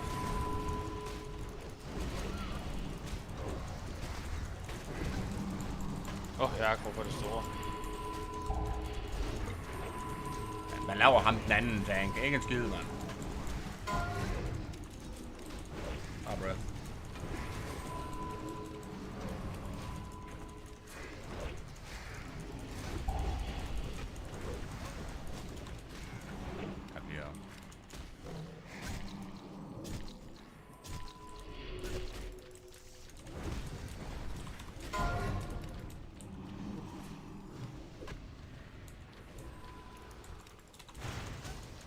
så bøjler man, så det bliver større, jo flere stacks du tager her.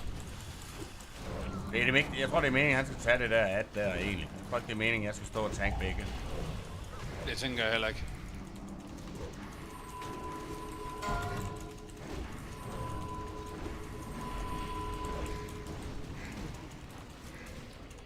Så jeg skal bare have den nakket, bros. Ja, han fatter ikke en skid. Han fatter ikke en skid, ham her. Få nu tårnet det at, man. Få nu tårnet det at. Der er ingen solstorm for mig. Ej, det er uheldigt. Fokus på os måske, eller hvad? Ja, fokus på os. Bare fokus på os, man. Vi tager den, bros. Vi tager den, bros! Det var sgu nemt. Det var nemt, bros. Hvad giver den der pøl der? Det er de bukser der. Det er de bukser. Det er de fucking det er bukser bare... der. Det er med de bukser der. Hvad giver den der Perfect Black Fat Pearl? Er der noget, vi skal... Kør den i. Jeg tænker, ja, det er sgu alle alle andre, de bøsserøv, de nitter. Der er sgu... det er jo bare all Robin Hood, det her. De bukser der.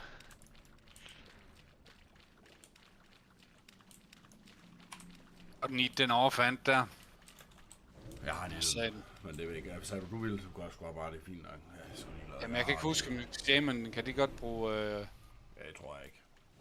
Come on, pants. Jo, det kan de godt i Classic. Er du sikker? Ja, fordi de kan du ikke huske det... det må de kunne. Ej, fuck det er lige meget.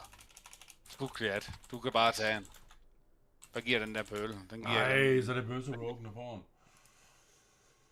Jo, du har sgu ret, bro. De kan godt bruge... Kom med de bukser. De kan godt bruge... Ej, den der, den giver en trinket, man. Ej, dumme svin, mand. Der ruller jeg overhovedet. 77.